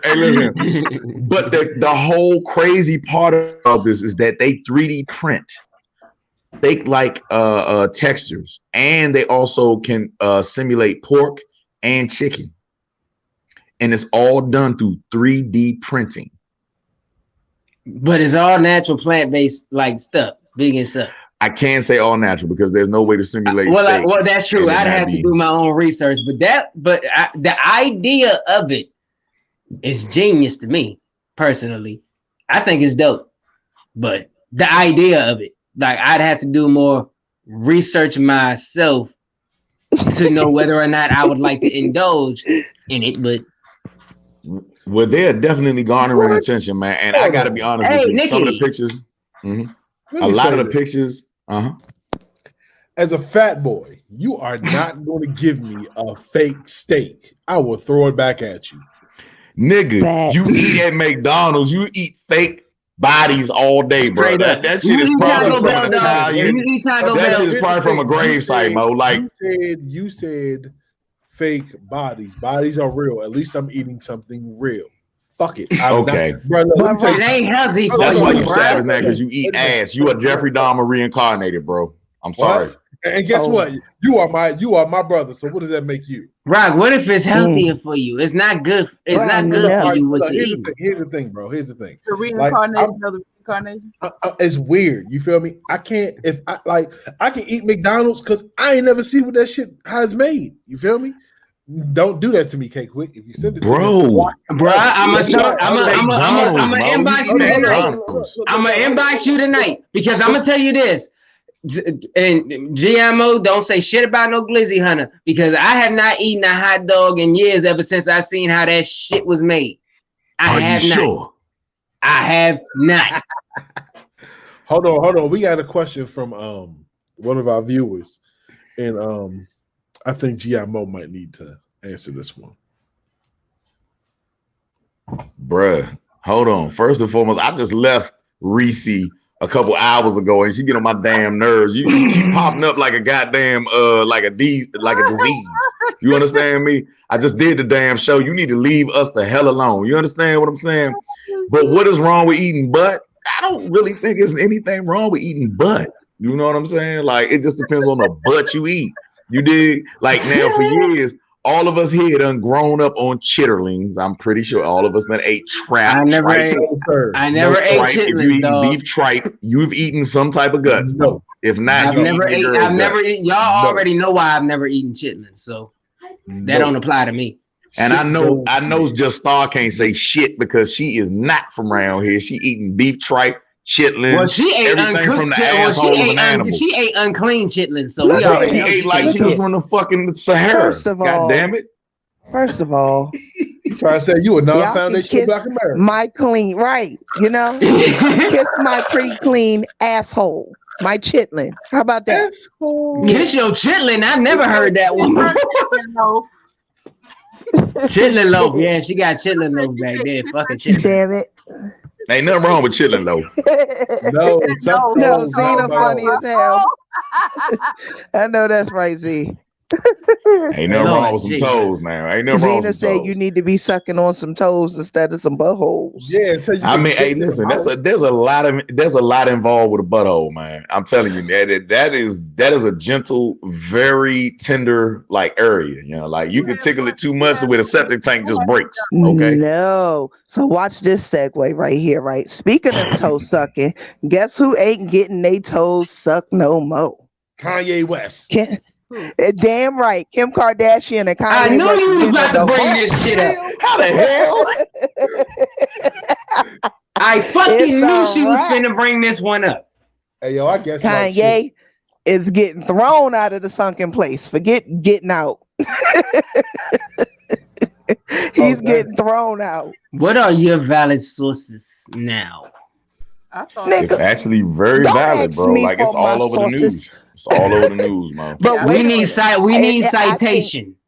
I think we should go back a couple shows when Just Star said that they was getting a divorce before it was widely purported. I said my sources is good. She already got a boyfriend. But let's Can I ask you something? Let's do this. Let's do this. Why when sisters get deep into what they do, they put a T at the end of every word? I said that every one of my That's that toe sources. sucking. That's what happens when they suck toes. God damn it. They done forgot all about the Like every butthole. They word suck when you toes. They done serious skipped don't need a everything. T at the end. Period. Rooter to the tutor. Period. Toe. That's what the fuck you Anyway, Rock, because they gonna keep on trying to skate by because they not up on it. See how I There put we that go T there again. again quick? I'm up on it. Power Book 2. Oh, you went there? Yeah. I still got a story to tell. I still got an amazing story to tell. So what? You will Stop not, I being will not rude, be Star. bullied, Damon. Hold on, Star. Stop being rude, Star. Man your manners. Star. Mind your manners. Be nice. He didn't put you in the back. You know what, Rock? I say we put her in timeout. You always put me. Stop. Yes. Fuck you too. That's okay. I'm gonna come out swinging now. Old ass man and young ass young man. How about two of y'all go in the back? Ooh. Now double whammy. Now Power Book 2. Period. Go in the back. Fuck out of here. Okay, I'm finished.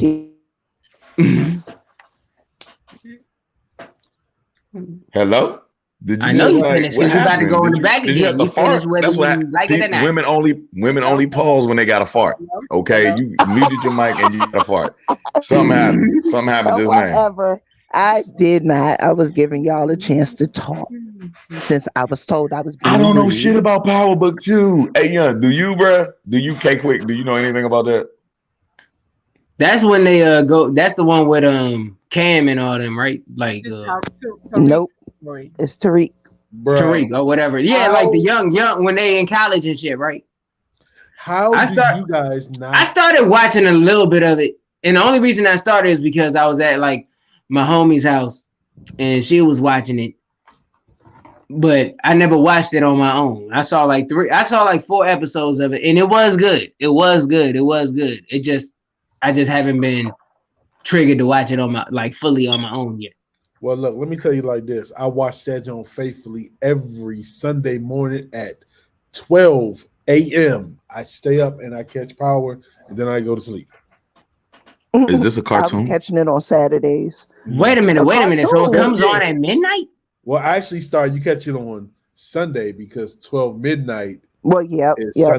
You're Is right. that when it comes on like regularly? No, that's when they put it on demand. Oh, okay. I'm about to say who would pick a fucked up time slot like that? But I mean, I will say this, since you guys don't watch it, I definitely will tell you to tap in. Of course, you got to support Black businesses. It's 50 Cent production. You know what I'm saying? Courtney is a beast with the writing skills. Indeed. I will say this. I was a little worried because there's so many spinoffs coming off of the original.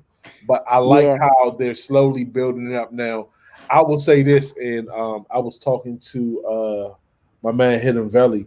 He made a valid point. He said the way it ended, the first season ended sucked. So once again, spoiler alert. I'm gonna be that nigga for y'all. That's gonna be my new segment. Spoiler alert when I run my mouth and just tell shit. But anyway, of course, if you watched it, Tasha turned and snitched and lied and said that Tommy killed Ghost and just to get herself off. So Tommy's back in town. So Tommy was about to kill her, but it's a whole bunch of shit that happened in the meantime. Either way you look at it, Reek made a deal that Tommy wouldn't kill his mother. Reek already knew what it was. Tommy pops up at the graveyard and was about to put one in her head. At that point in time, I felt like Tariq was supposed to kill Tommy. Me too. But because there's a spinoff, we already knew that nothing was going to happen. But I'm trying to tell you, if this was real life, that Mamba would have died where he stood. Even after he told Rick, I'm gone, but I'm still coming for your mother. Ain't nothing going to stop me. Like, what? Bow. Good night. I'm done. No. Well, of course he had to survive because he has a spinoff coming too. Mm-hmm. But for me, what made it suck was them FBI agents getting Tasha out of there. I don't know. Oh goodness, look, that frustrated me so bad I'm stuttering. This is what I will say when they come back to Tariq's story. If Tasha don't go after Monet for her son, I don't want to see them no more at all. You literally stood in this woman's face and told her that your son said he will always pick you, but he belongs to me. If Tasha don't go after Monet, something wrong. I'm trying to tell you something ain't clean in the milk. Old school term. It can't end like that. Nah. But I still think that Book of Canaan is going to be a little bit better. I'm waiting to see what happens. I'm waiting to see the backstory. But I'm also looking forward to Tommy. I think Tommy's going to kill Tasha in Tommy. I think that's where that's going to end at. Really? I don't think he's going to kill her.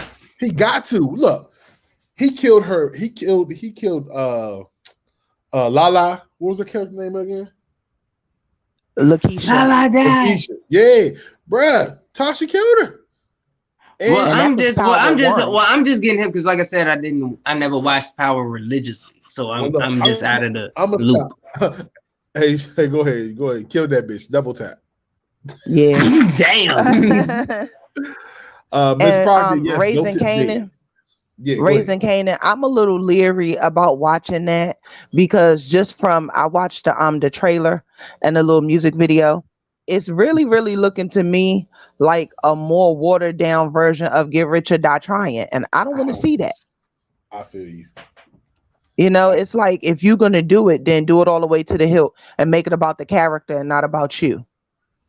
So I'm hoping that it goes away from Get Rich or Die Trying because it's even down to the drug dealing mom. You already see that. It's like I don't want to see Get Rich or Die Trying a third time. I don't even remember the name of the other movie that he did, but it's like he keep remaking Get Rich or Die Trying over and over. I don't want to see that shit again. He gonna have to come harder this time. Do y'all want to see something? I got a segue to this. Do you want to see something that's different? I'm scared. In lieu of everything that's going on. You saw me get quiet. Okay, I want everybody to close their eyes. Close your eyes. Oh, hell no. Come on, K-Quick, close your eyes. See, everybody else is masked, but close your eyes, K-Quick. Please close your eyes and just listen to what I'm about to say. Come on, bro. I need to see your face, fool. They close. I need to see your faces. I want y'all to close your eyes. I want y'all to hear this coming from me, okay? Can I ask you a question? Do you believe in your heart that Star's eyes are closed? She don't close shit. She don't close nothing. She's the porn that you look at. Hey, listen, but anyway, right? So what the hell?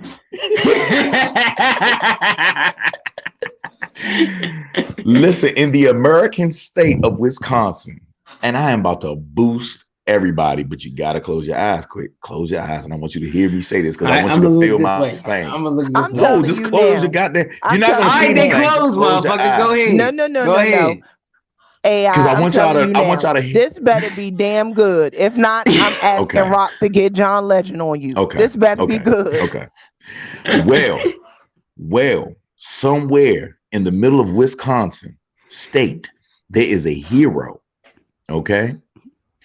The guy's name is Stephen Bradenberg. On December 31st, he was arrested and investigated for damaging 57 vials of the Moderna vaccine, okay, from Aurora Health. Do you know the reason and what vaccine that he destroyed? COVID? The COVID vaccine that could have endangered and or killed and or maybe solved the problem, right? For 500 people. Now, will you guess exactly what hue this human being is? Because this has got to be music to y'all ears because for some reason, this man is my fucking hero. Let me guess. He's white. See, while everybody was up there scaling goddamn 30-foot walls and shit, trying to take pictures with dead presidents and shit made of copper, yes, this man right here took it upon himself to try to save a lot of people. And he said that he thought that it would change people's DNA. This is a pharmacist. Are y'all not proud? Can I get a hand clap? Can I get something? I don't know how Somebody to clap their cheeks. Anybody else? I'm Well, a man. I leave that to There start. will be no cheeks You clapping ain't on leaving it to everybody. me. You clap. No, that's your forte, Big Booty Judy. How would you know? I don't know. I was And taking why an does the educated audience have to guess. know? I was taking an educated guess. Those immunizations cost a lot of money. Yeah. And I Yeah. think someone else too that they locked up, but they won't give his information out. Oh, that's because they about to kill him. Yeah, he's Oh, gonna be yeah, facts, he's gonna facts. be extinguished. That's Yeah. that's definitely gonna happen. He will be That's He definitely gonna will. happen. He will. It'll be like he never been born. He's just gonna. So All his records why gone. would they show him and not the other? I mean, I'm not even gonna hold you. The fact that he did it was admirable to me. Yeah. Now that's a testament to every fear that most of us have as Negroes. You know what I'm saying? Like that's you know what I'm saying, something that we really don't want to do now. You got to listen to a pharmacist. But Why hold would he on, do it? I have a question though. Don't all vaccines change your DNA because you're building up an immunity to it, right? An immunity, the immune system doesn't necessarily deal with DNA. That has to deal with guts and gut bacteria. I'm sorry. Go ahead, Fanny. No, I was saying the same thing. The immunizations don't change your DNA. What it does is build Receptors. Yeah, it builds an immunity, and most of them, depending on what it is, it's in your spine. It's there. So it has a lot to do with like your white blood cells, your lymph, all that different stuff, but it does not change your DNA. But they put whatever the vaccine is for. Part of that is inside. Yeah, but it does not change your DNA. DNA is different from causing your immunity. Your immune system is different. Okay, so let me ask you this, because I was watching right when COVID dropped and it got big. Netflix dropped a special about COVID, and they were talking about how the receptors on your cells or whatever, if I'm not mistaken, what is it, your white blood cells? I forgot what it is, how it goes, but isn't your white blood cells considered to be part of your DNA because your DNA makes up that white blood cell? So technically, wouldn't that consider it altering your DNA to the slightest? I can't say that because the white blood cells are a defense mechanism. Okay, they're troops. Okay, that is basically what didn't happen at the Trump rally. Okay, so let me ask you this. Yeah. So what are white? All right, so white blood cells are made up of something, correct? Yeah, but white blood cells are not DNA. Leukocytes. They're leukocytes, exactly. That has nothing to do with your ribonucleic acid or RNA. So the red blood cells are what carries the oxygen. It's what they take the serum and stuff from to test your DNA, to test and see if you're diabetic. All that comes from the red blood cells. All that comes from red blood, your life source. The white blood cells are the fighters. So you need that to fight, but you know, those aren't what cause everything to function in your body. Your red blood cells are what do that. Okay. Yeah. That's crazy. Now, before we move on, I got one more story, okay? Because this happened in Queens, okay? In the NYC, because we're gonna get serious on y'all. We got some funny, you know what I'm saying, serious stuff that we got to talk about. But how many people out here ever been to a park? Everybody's been to a park, correct? Yeah. Okay. Now, one Especially more time. Pretty, she love them picnics. Now, one more time, I want y'all to close your eyes and I want to read the story to you. Like, I feel like being. Hold on, let me say this real quick. I'm not closing my eyes, and I didn't do it the first time. I, as a man, Hey, I really want y'all to close your eyes. With my eyes closed. Your co-host. Yes, said you trying what? to start a dream sequence? I want y'all to relax your minds and all your muscles. All your muscles. All right, ain't nobody gonna be relaxed around you. Relax all your muscles. Okay. See, you're the wrong person to tell anybody to relax anything, at any time, any place, anywhere. No. Hey, listen, real fucking talk, y'all. On December 21st, up in Queens, man, squirrels attacked a human being. Can you imagine? Yeah. Literally made them bleed almost out. Like it was hard to get the squirrel off, you know. Now, there has never been heard before, like squirrels really approaching humans like that.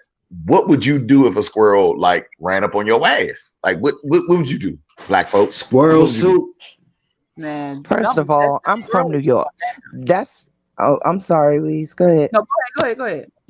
I was saying I'm from New York. That ain't no shock to me. That ain't nothing new to me. Listen, I'm from Brooklyn, okay? I've seen some gangster rodents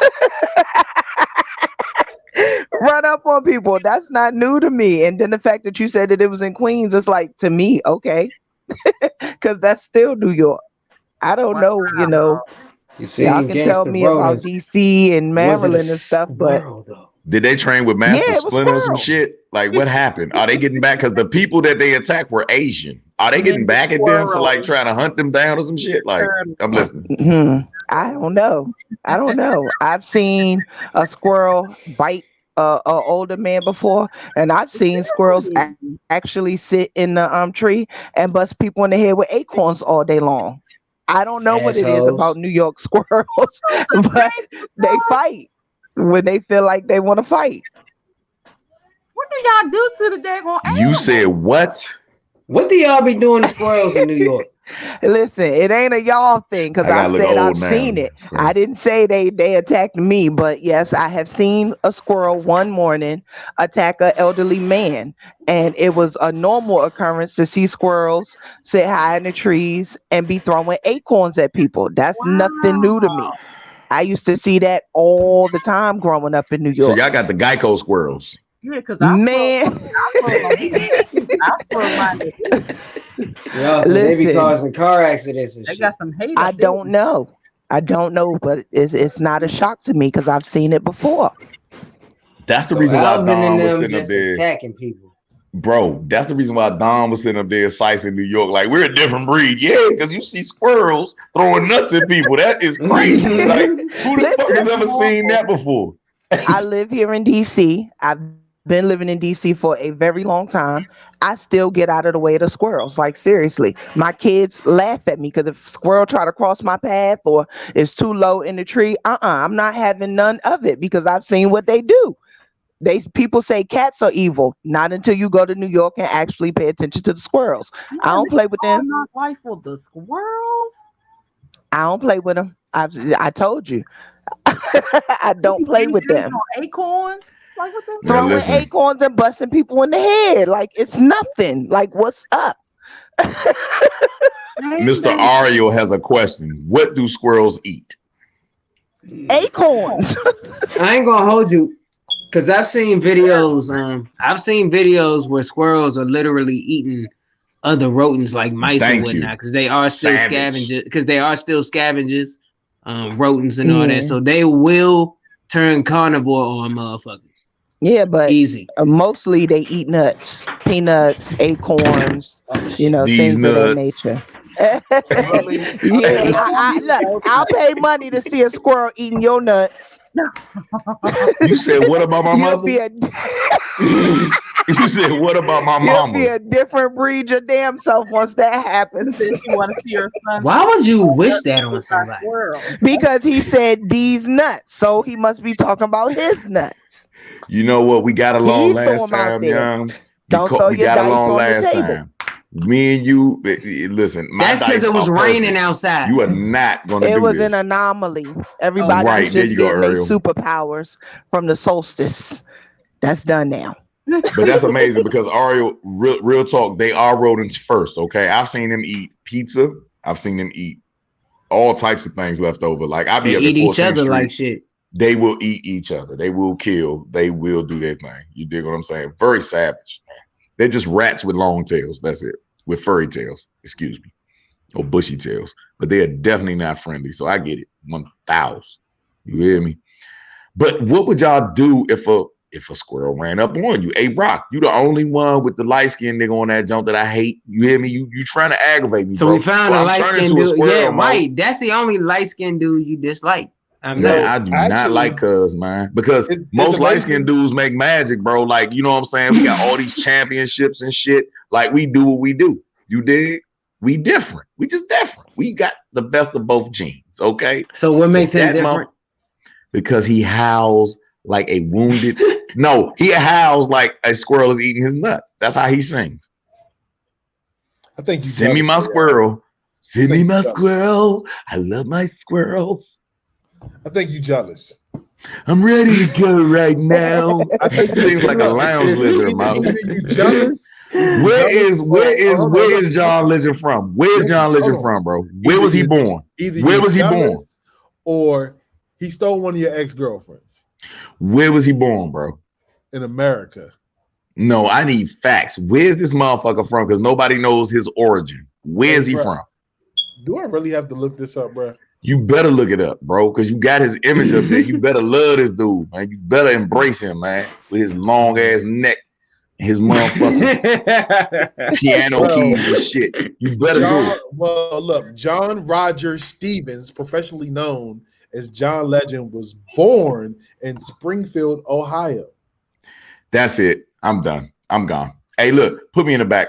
Put me in the back, bro. I ain't got shit else to say. Y'all do y'all thing. Y'all do y'all thing, bro. No, I don't want to hear this, man. Take me off air, bro. Take me off air. Put his ass in the back. Fuck it. You know what? No, you're not getting off the chat. You're not getting off Damn, no. Dog. No. That's the first time the punishment was to get put out front. Right. No. You're going to sit up here and explain to the people. He's from Ohio. He's from Ohio. Okay. Bro, right, whoa. No. One thing you are not finna do is disrespect Ohio. My favorite rappers are from there. Stop that bullshit. But hold on, bro. East 99 is where you find me, slinging me, yeah, yo, baby. Cleveland is the city where we come from. So run. Don't dare disrespect Ohio. So hold on, because you don't like this one dude. So get that correct. How could you dislike a man that made plenty of songs to set the mood for you to get your shit off?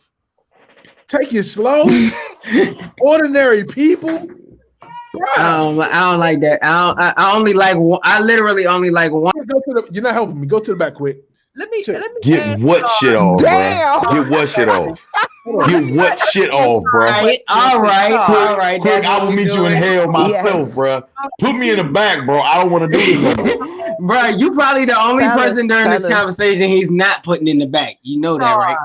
Yes. Does any of John Legend's songs put you in the mood? Hell no. Thank you. I told you I have nightmares about the ordinary people. I'm gonna tell you right now. No. I like Andre's verse and Green Light, but to be honest, I'm not a fan of John Legend. You know what? I'm just not a fan. Not my taste. No. Not a fan. I think he makes okay music. I don't think he's the greatest, and I don't think he's the worst. But I won't let Captain Mo over there just bash my fellow light skinned brother. But Rock, I get hold on. So I guess Mo, you a big fan of Ice JJ Fish then. You must think bro, stop it. He's hilarious. oh man. No. I'm funny, sorry. I don't think I never got on the wave. John Legend's music has like a creepy air to it. I don't know what it is. It's like all his songs give me stalker vibes. Like I don't even want to ever meet him in person because I just can't do it. His music is just no. Me and Star are rubbing clitorises one more time. Oh my this God. is the most we've ever agreed in a month. Yeah. Hey, look. Have we scissored again? What? Have our stars aligned? Are we doing this? Did G.I. Mo just say he had a clitoris? Look, I can't even respond because I'm stuck on that. Like what? Then he kicked himself the fuck out. Damn. Look. Like OMG. Thank you. Thank you. Look, even Zena said it. The women are I'm just not John like Legend. I said, I'm not a fan. Like, I ain't gonna front. It's probably like I said on the last episode. Look, God rest my grandmother's soul. For her birthday, my mom bought my grandmother John Legend CD when he first came out. Because my mom thought he had a couple nice songs. She's like, all right, my grandmother might like it. My grandmother listened to that shit, called my mom and said, that's the last motherfucking CD you buying me. That motherfucker cannot sing. This is my grandmother saying this. You bought me that horrible shit. That is the last motherfucking CD you ever buy me. The song you just mentioned, Green Light. What are the lyrics to the chorus? Quick. Give me the green light. Like I said, I'm ready to go right now. Exactly. I'm telling you, it sounds stalkerish. Every song seems like he is at home, looking out the window with a telescope into the apartment across the street and just singing to her. Every song sounds stalkerish. He cannot set the mood. I ain't going front. What song out there has a creepy or stalkerish or just a creepy vibe that you actually like? John Legend. No, because this song. I'm so glad you said this. Sorry, I needed you in my life for so many years. And nobody understands me. And your grandmother, sir, your grandmother is amazing to me, bro. Like, I swear, bro. He's so weird. He has butt cheeks cut up in his freezer, bro. I know he does. I know he has them. Oh my God, I quit. I enjoy you. I don't have shit else to say. He left again. Let's move past this speed, please. He left again. He put academics ass back. Yeah, Lord. That's your man too, ain't it, G.I. Mo? Ludacris? Academic. Oh, I was reading the comments. Nah, academics is no. We're not even going. Look, don't excite no rise, man. Listen, they ain't about to storm the Capitol tonight. But we do have to move past this. So of course, where are we going with this? Phoenix. What's the question? Where are we going with what? To talk now. Y'all in trouble. Men and their mommy issues. Let's go. Let's get it. So, what was posed, I think, by our shining star there, was how men or people talk about women with daddy issues, but they never bring up men and their mommy issues. A stripper song. Go ahead. Don't get distracted. What do y'all, or we're gonna let the fellas talk. How do you feel about someone saying that men have mommy issues? Well, wait a minute, you gotta clarify for them. The statement was that men that like to delve into having multiple women are not admitting that they have mommy issues. Yeah, thank you. Sorry. What? Yeah, men that deal with multiple women do not want to admit that they have mommy issues.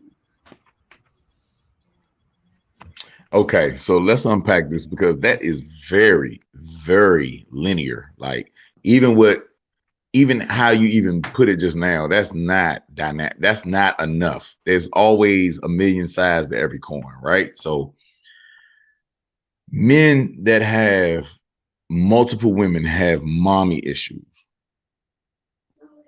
Are you sure about this? This was what was put out there. It was a post that was shared.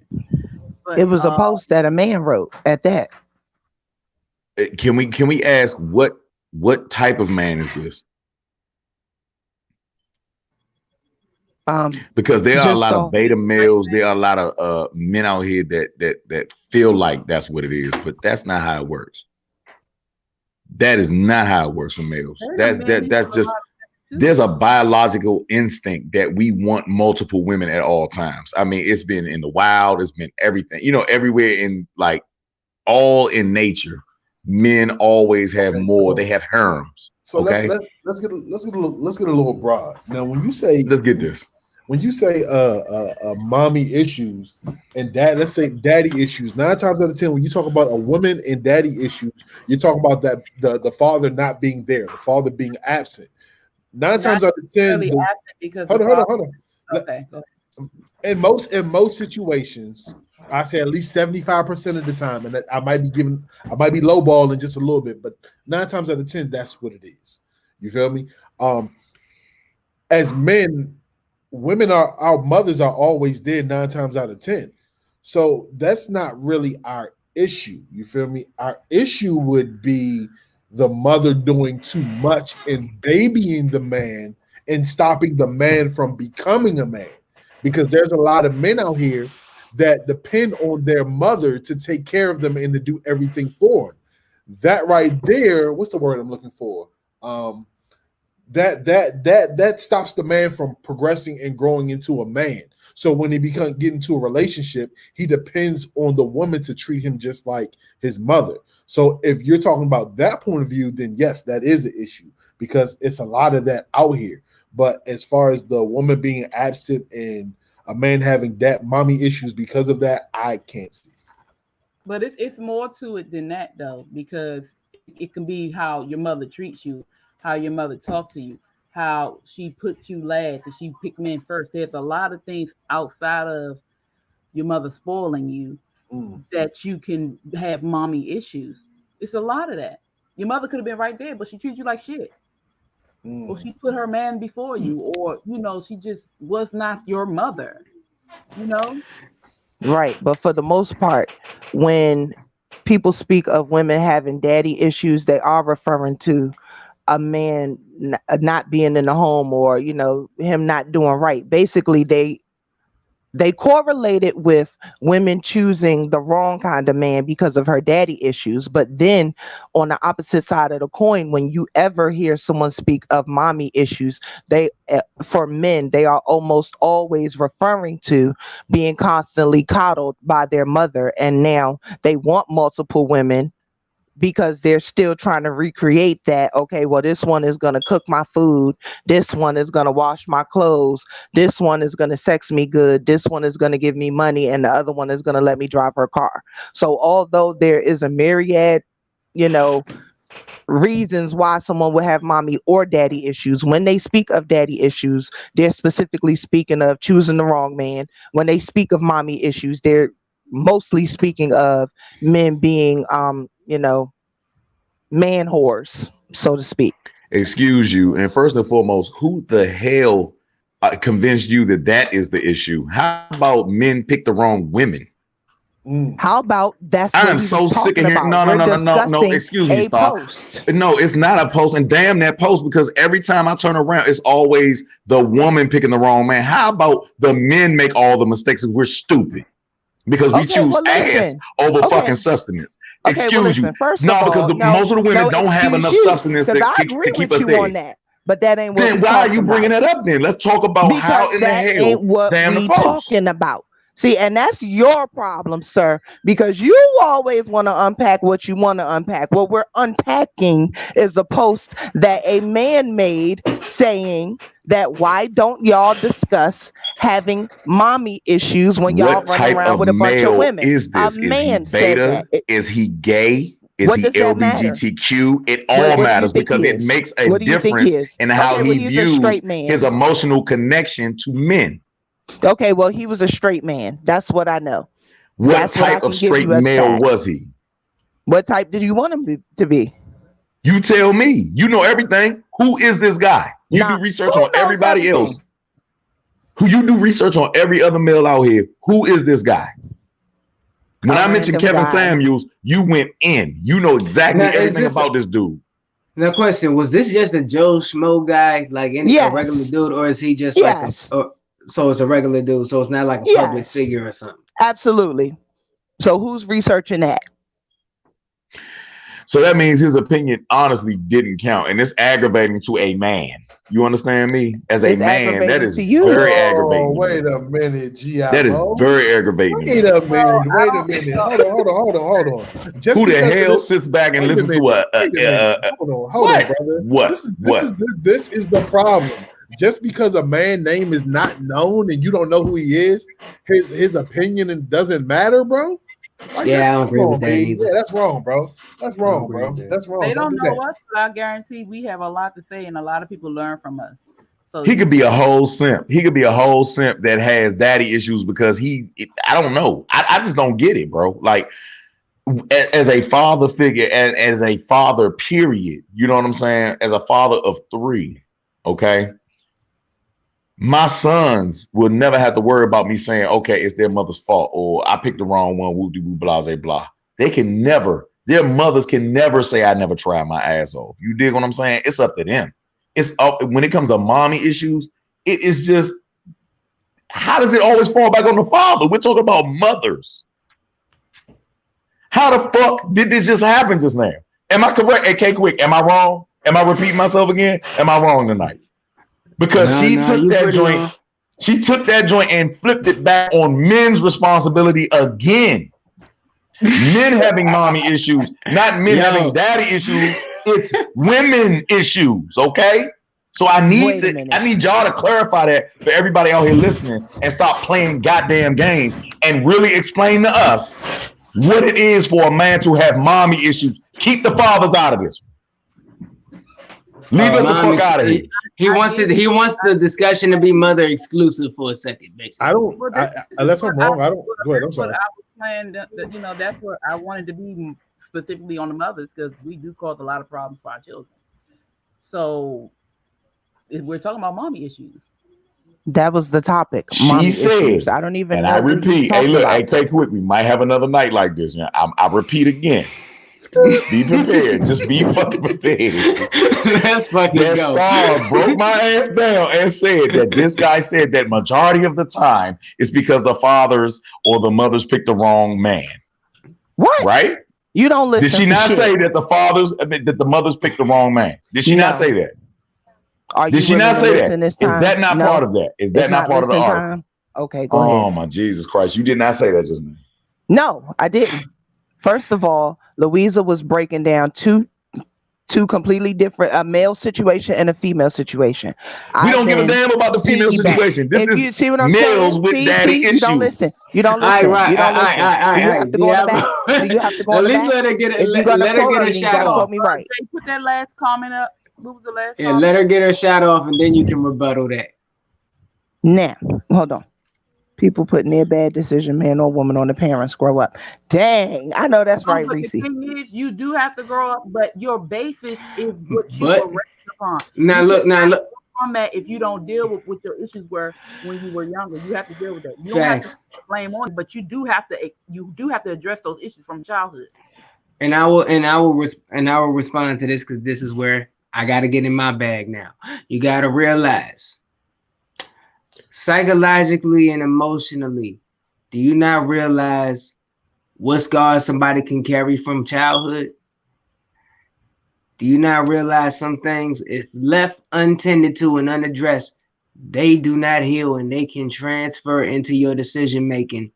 They can transfer into who you interact with. All that can be based upon, especially if your parents are involved. Because you got to understand, if you go by the Oedipus logic, your mother and your father, especially if you specifically are a man, your mother is the first woman you fall in love with. Daughter, father is the first man you fall in love with. Now imagine you are a young man and your relationship with the first woman you fall in love with is not a good one. Vice versa with the man, with the daughter and the father.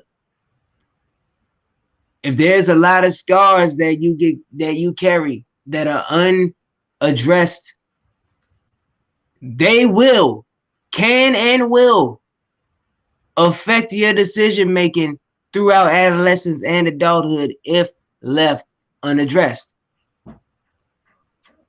And I Perfectly digress. said. Now, let me get back on AI neck right quick. Ooh. Now, what I said was, I gave a simple breakdown. I said, typically, when people are discussing mommy issues, they are referring to coddled men being womenizers. I said, also, typically, when people are discussing daddy issues, though, for women, they are usually saying that we pick the wrong men because we have daddy issues. All I did was give you two simple definitions. Tonight, we are discussing the fact that a young black man, a every Joe Blow, as Quick said, made a post saying, how come we always discuss women having daddy issues, but we do not discuss the fact that womenizing men possibly have mommy issues? So we are talking about the mothers. Sir, did you hear me? Can you hear Ooh. me now? Ooh. Did you get that? Side Oh, note, Denise is good. in the comments rooting for you, Star. I saw. She said AI is They're gonna make her basically have to go to scissoring your right now, bro. Yeah. studio. I don't like this. You know what? And the funny thing about it is, that Yep. y'all don't even see the abuse because every time something Denise Star said she Yo, was says, gonna you make a know everybody diss she comes track out hit. of the on you. Yo, closet. I'm gonna tell you Everybody right comes now. out of the fucking closet. All women turn into like they No, because they love on your Star. ass, bro. It's like Because Star has the whoppiest whop ever, y'all. Like I've never because seen like this shit before a day in my life. Stanice just went full black. You are It just had a killing me. black girl moment. She only called me bro when she heated. Yes. She said she about to drop a whole diss track on AI ass. She heated Hey, about listen, something I'm when getting bro come tired of out. this. Hey, first and foremost, Denise, until you can take the sour challenge correctly, I don't even trust you. I don't trust your palate. I don't trust who the hell Oh, you are hold as a up. human Don't being. come I for love her. you. I love you. I You support better. everything that you do. But if you can't take that goddamn sour challenge, you have no right to fight me tonight. You understand? But Okay. on top of that, in all honesty, what was you saying? Your mic is muted. Your mic is muted, Finn. No, I was saying, can we come on back because we really need to touch on this because this is a very serious. Oh yeah, issue. jump back into it. And, So leading off of yeah, what Star just said, she just basically circled back and addressed what GMO just said. So going off of that, what do we have?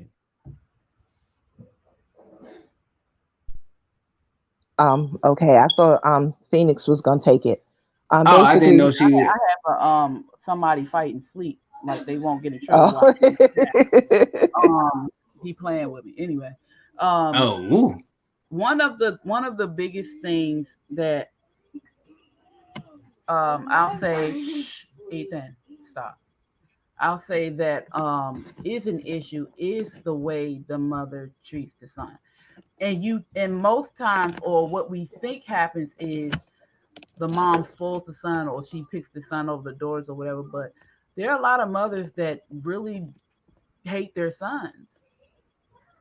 And we need to address that. We need to address moms mistreating their sons or looking at their sons as someone that they chose and not treating them the way they should treat them.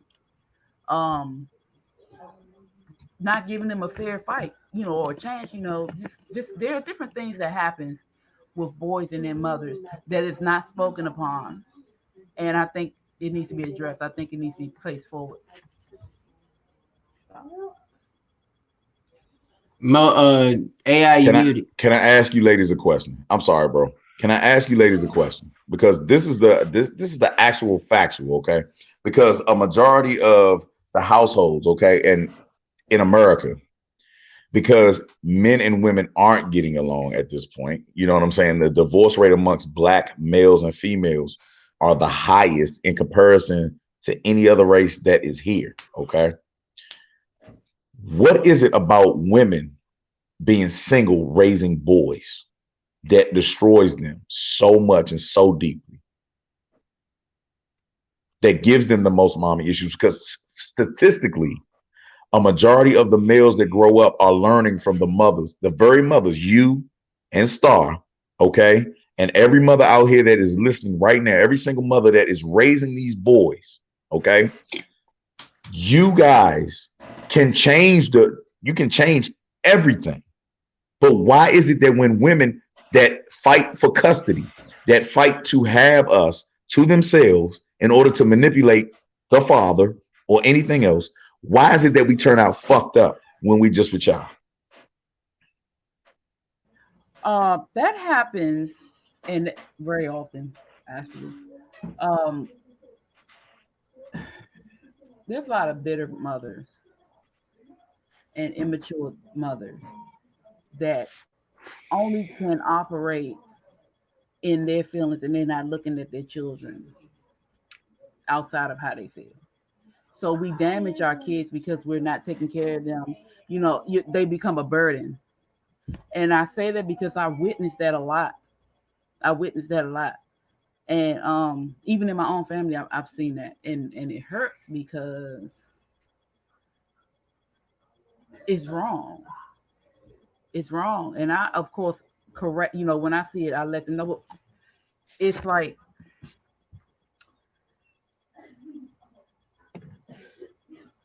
I'm just one person, right? And my viewpoint is totally different because of my experiences or whatever. So I try not to go too much into me because everybody's not like me. So if we're going to go off, the majority of women, they're bitter, and they take that bitterness and anger out on their children, particularly their boys. And that's how they end up scarred. Now, I have to address everybody that is in the comments right now, because statistically, I'm going to say this one more again. Okay, Quick, even Star, even you, Phoenix, even Rock, y'all can actually look it up. These are facts. Statistically, women are raising single family homes, correct? Like, they are the majority of single parents, correct? Yes. They fight men constantly for the custody of their children, especially the males, right? Why is it that when a woman feels as if she has the energy or she has the know-how to raise a child, that the children turned out fucked up after she had them by herself? Solamente. Why do women fight to fuck children up? I don't think they fight to fuck them up. I think it's a power thing. I think it's a power and control thing for the women that are bitter, like I said, that are bitter and that just want to be in control. Because not every mother is that way. But for the ones that are that way, it is a power thing. And you do take your whatever you're dealing with out on your children. And instead of them allowing to have them and raise them, that's like giving away their power, for the mothers that are like that. Star, statistically, women are wrong. This is a y'all have been wrong forever. Like, ever since they have implemented Planned Parenthood, ever since they implemented benefits, what is it, welfare, where the man can't be in the house, Section 8, all this stuff, when the men had to be kicked out and they had to be, you know what I'm saying? We could not be there in order to raise our children, and y'all became independent. Why is it that women who know everything haven't raised a brood of males that got it right? Since men have mommy issues for the most part because literally y'all are the majority when it comes to single parenthood or raising kids by yourself. Why is it that women haven't gotten it right yet?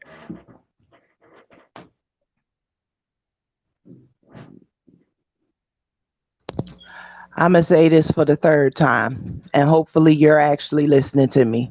Trigger warning.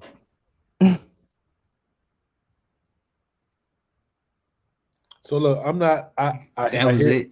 I hear what you're saying. But I can't sit here and let you discredit the single mothers. You dig what I'm saying? It's hard to raise a child. You feel me? Together. You feel me? Let alone raise a woman, raise a man. You feel me? A woman can do the best that she can do raising a man because as a man, we're leaders. We're taught responsibilities. There's certain things that a woman can't teach us. So I don't feel like you should be so hard on women because they didn't raise, quote unquote, the perfect male child. Because you're using the wrong verbiage because I'm using facts. I'm using stats. Excuse me, sir. No. Because now we got to go to war. Now we got to go to war because I'm using facts. I'm using facts. I'm using numbers. If you actually do the math right now, if you look it up on the computer, how many women have fought against brothers that really wanted to be single parents? And if you look at the stats, most males that are single parent fathers raise the most dynamic human fucking beings. It's factual. Bruh. It's factual. Bruh. It's a fact, bro. I don't care about no stats. I'm just telling you, it's easier for a man to raise a woman, and that's just in my personal opinion. Males too. Males too. It's not, but it's harder for a woman to raise a man because at a certain point in time in a man's life, we're gonna swell up in the chest and we're gonna test that authority. You feel me? We will test our mothers before we test our fathers. You dig what I'm saying? Little girls test their mothers just like boys test their fathers, but nobody tests the father. Nobody tries the father, but exactly. You know what I'm saying? Like everybody's scared. When did statistics become law?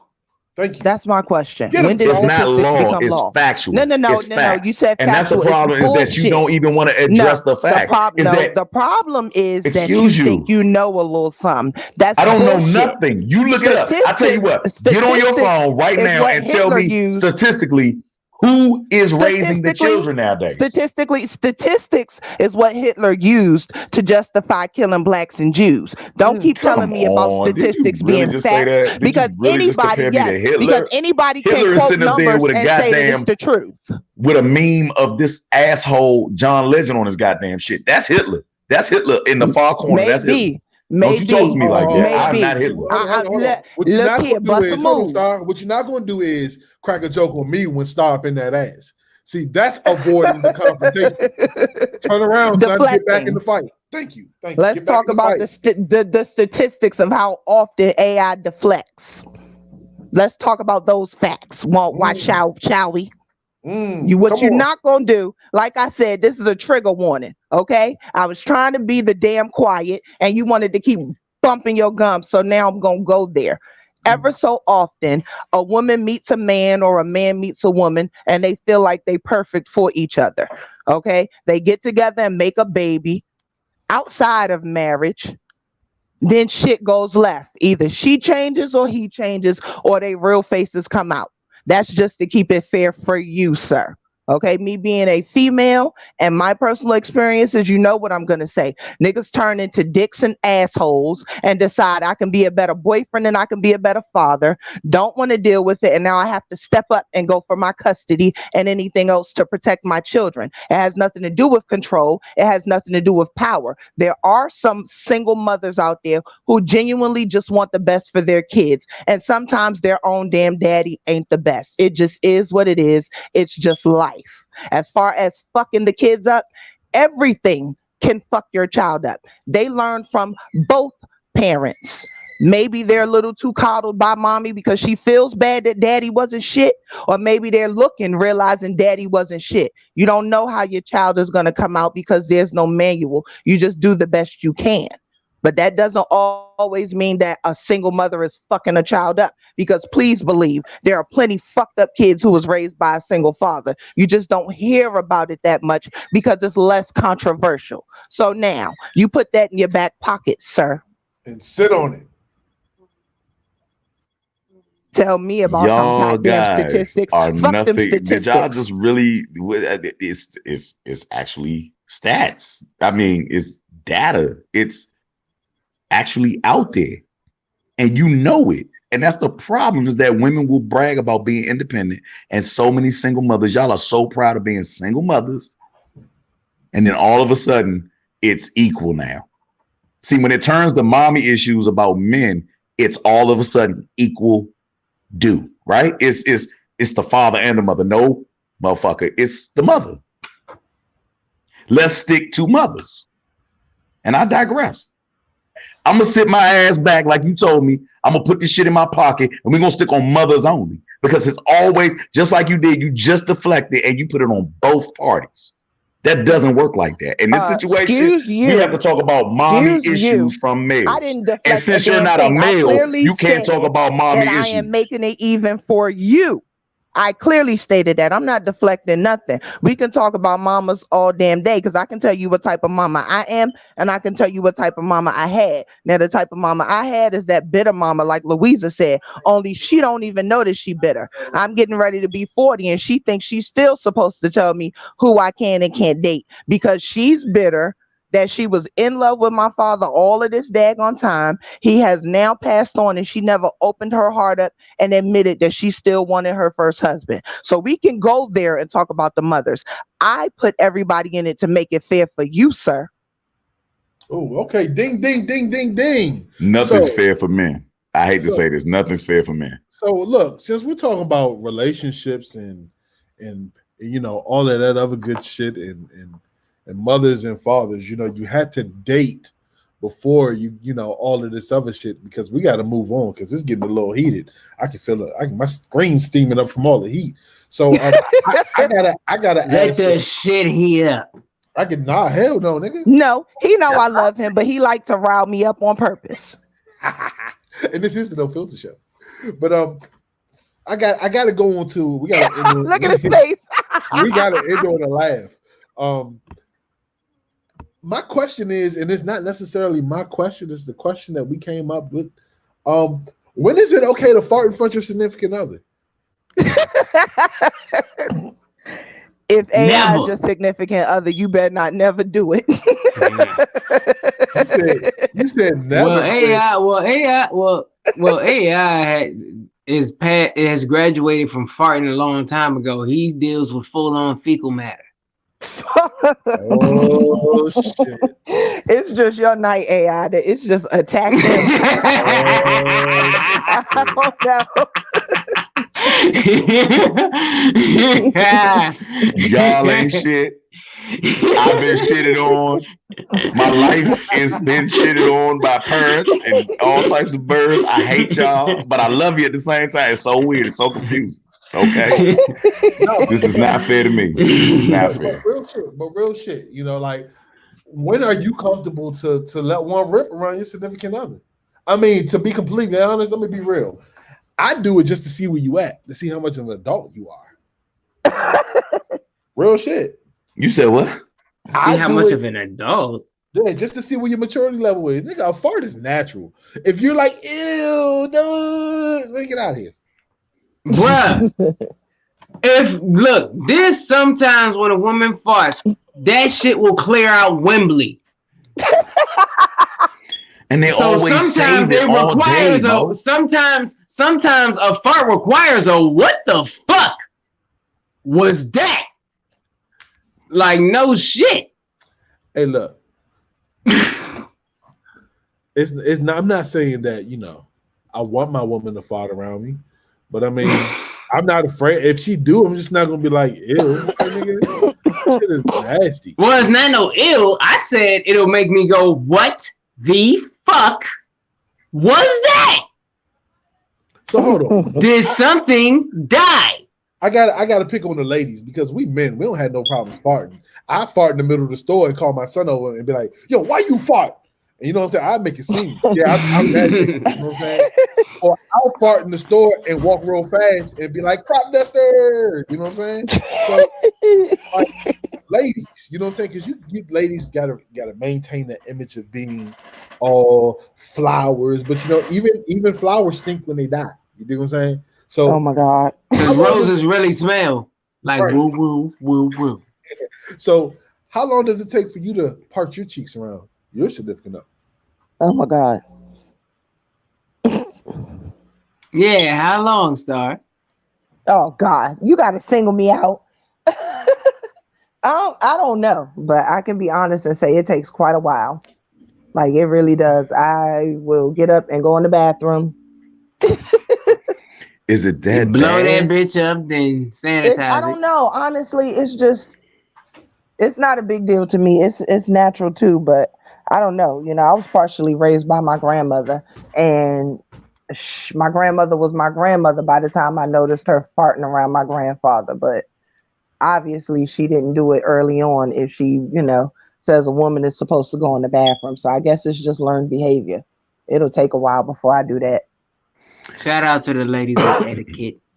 But how long? I mean, like, let's be honest. Let's be honest. I think that the fact that y'all never reveal yourselves or you hold it so long, like, there was a scene, I forgot what movie it was, where the dude was dating the girl, and then as soon as she left, like, when he actually got to his car, he let out the biggest fart, like the longest fart. Like, do women do that? Like, it's like, what is it about y'all and y'all gas? I think it comes out stinkier if you hold on to it longer. Yeah, because it's building up. It does. It does. Yeah. And it depends on it might hurt.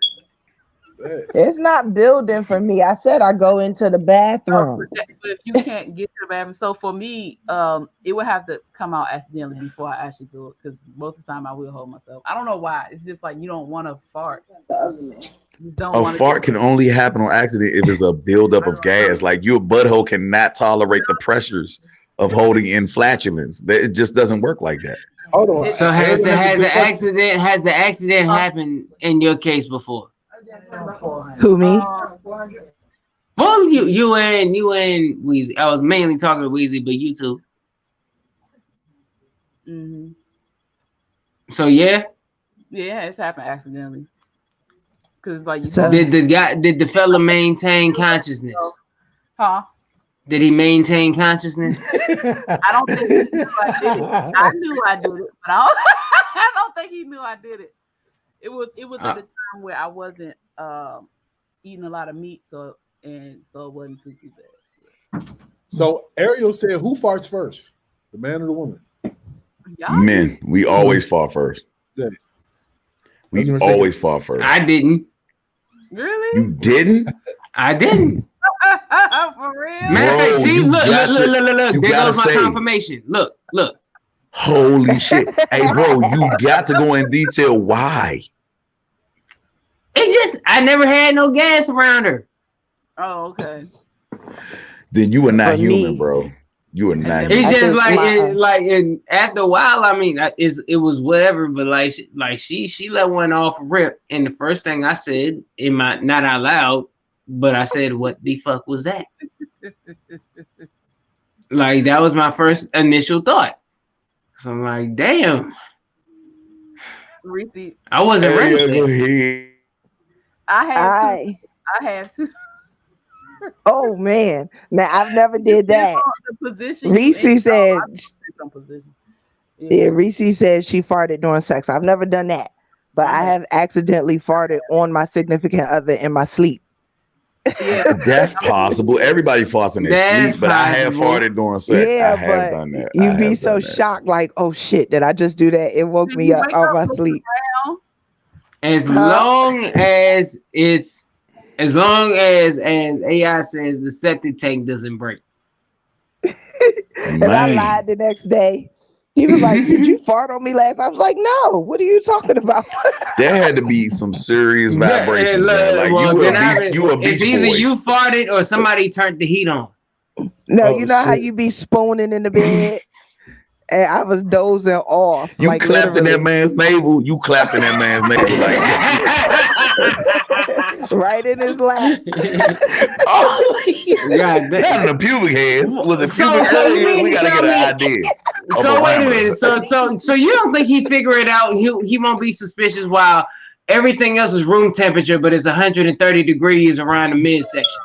Well, he was already asleep, so that's why he had to ask me, like, "Did you fart on me last night?" And I was dozing off. Damn, you know I wasn't how hot asleep your yet. fart gotta be for him to think he got farted on in his dream? Bro, that. That's different. Did I dream that, All or that did you roof, just Chris. bust one? Did you just bust a fart on me? Yeah, I'm sorry. I did. Yeah. All that roof, Chris, came out. All that Listen, roof, Chris, came out. listen. Yeah, man. It's either you farted on me or this dream was something intense. I had a dream I was Listen. skydiving over a volcano and shit. You specifically, Quick, take all this time talking about how fat my ass is, how big it is, or whatever. Okay, so a fart is a fart. That's all Wait a I'm minute. saying. Wait. I didn't But mention the denied size. it. I didn't mention the size of your booty one time. Exactly. This show. The point is, you're asking me how bad did it have to be for him to be asleep and still inquire the next morning, and To I remember it. bad, To remember apparently. it in his dreams is something But to brag about. but like I that's said, different. but since she brought it up, I gotta remember this is Star we talking about.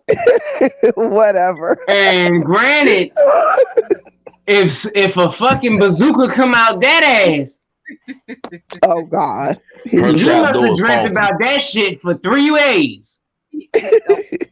The point is, it was just too funny. So when he asked, I just straight up denied it. I was like, nah. So you was awake, you were conscious. Like you Yeah, knew I you was did it. dozing off. Well, that's the point I was making to you. I was dozing off. I was You headed were to dozing sleep. the fuck off, young. Get the fuck out of here. Young, you are animal, young. See, that's the difference. You are a fucking animal, young. You are a fucking And animal. I don't like You're that gonna you spoon with a man and pour And I gotta flatulence address it. into his It navel. wasn't and I gotta intentional. address something. I feel some kind of way that you're painting this narrative that I'm just the type of guy that just runs around cracking jokes on your ass. I don't do that. Whatever. Rock, roll know. the footage.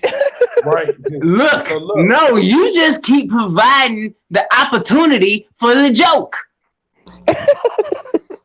And But it also would be torpedoes. and it would be against my excuse me, I said what the fuck was that? It would be against my comedic relief if I do not seize the opportunity of the joke.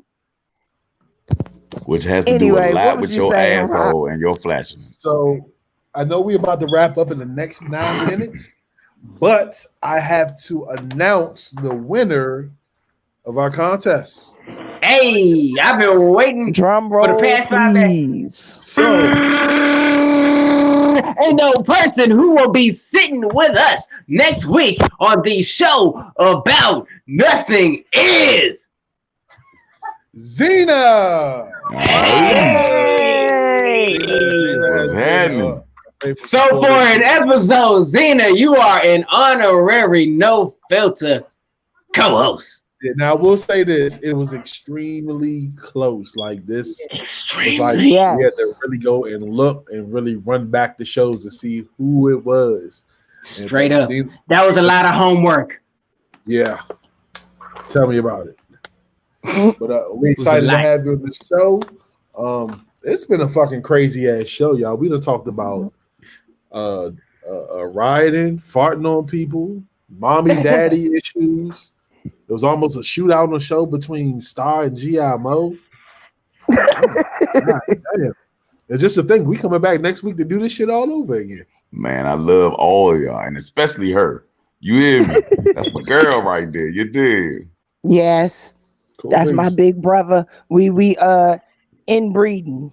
Whoa. He the one talking about rubbing clits. So Okay, that's a whole Yeah. other Yeah, that's a whole nother show. Yeah, bro. I know you my bro, but you know what I'm saying? I thought you was a man. I didn't know you had a man in the boat. Where Quick go? My man in the boat stands tall. You heard me. Don't you do it. Don't you do it. Don't you make me talk that country talk, bro. I'll talk that dick talk quick. Look, quick got quick. Here you look, go. quick laugh. He was like, Denise up there waiting to beat his ass. You know, hey, look, she got a fault on you, bro.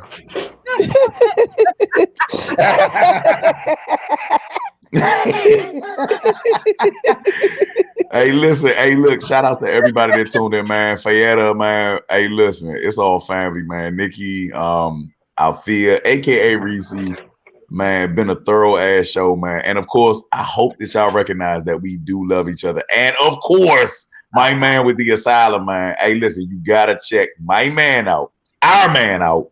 You hear me? The boy wonder. Okay, quick. Now you gotta do your shit, bro. You gotta do your shit. What's my shit? Yeah. Yeah. Confused. Yeah. Shit. Are we doing our goodbyes or are we just doing... Outro. All right, well, fuck it. Fuck it. Y'all already know the deal. Make sure y'all cop the album. Get a physical copy on imkquick.com. And it's available on all of your music and major streaming platforms. I don't know where the accent came from, so don't worry about it. So anyways, you already know what it is. It's Beats, Bars, and Faith. You know what it is. Rhythmic Sight coming to a TV screen near you in January, which is this month. And of course, I'm your man, GMO, aka non-GMO. And of course, I'm always lingering around, just festering, just like the farts in y'all booty holes that women just can't release until the proper time. You dig what I'm saying? Listen, it's all love on here. Listen, do not get caught up, because I will fight for every and each and one of these human beings that I know and love on this goddamn channel. You dig what I'm saying? Trump, as far as all that's concerned, fuck him. You know what I'm saying? He's gone now. Now we're gonna see what America is made of after that and what it's built upon. You dig? Past that, man, women fart more. Flatulence are a part of life, and especially when you eat the proper food, just let it go, let it flow. You dig? Like, get in your yin yang, and just let it flow. Okay, we really want to smell your farts. I think that's the problem, and the reason why Speak for your fucking self. But I think that. Hey, look, I think the divorce rate is really high because you guys don't poot enough. Okay, President Putin poops. I think you should join the Russian team. All right, I love y'all, man. Deuces. Can we put somebody in the back at the end of the show? It's possible. Let's try it. Yeah, that's cool. Next person with the outro, please. Oh, that was so wrong. Anyway, as you all know, I'm your girl, Just Star. And don't get it twisted. We love each other. We argue because y'all like it. Y'all would be asleep if we did not. Final words. I hope I don't see another day like yesterday. Okay, keep your monkey asses off the walls and out the windows, and stay away from the Capitol. Okay, love y'all. That was a hard ass kiss, but She trying to make sure everybody can feel it.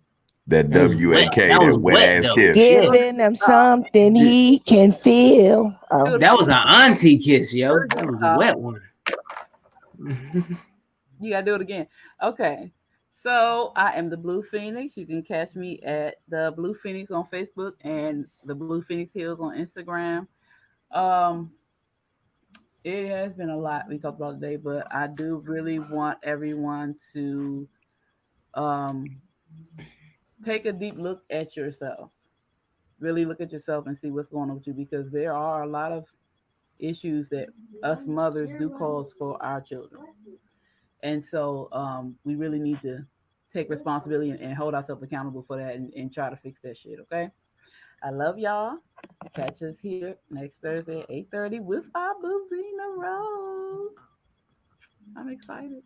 Hey, okay, well. I feel like AI finna get the damn. I feel like G.I. Mo finna get the damn business next week, yo. With these damn. Right. Well. I'm so tired of this shit. All my good people, y'all know who it is. It is the man, the myth, the legend, and the legend, not John Legend. That was a good one. But anyway, Yeah, make sure y'all follow me on all platforms. Taylor Made Rock. Make sure y'all follow the No Filter Show at the No Filter Show RVTV. It's right down at the bottom of the screen. Final words. Hey, look, ladies, farting is a natural part of life. You feel me? My family, my sis Sharika said her grandmother once told her a stinky fart ain't nothing but air passing over a turd. Take your ass to the bathroom. You dig what I'm saying? So it is what it is. About that other bullshit that we seen that happen, we already knew what it was. America, you knew what it is. You feel me? Why are we surprised? The question is, what are we going to do to change it?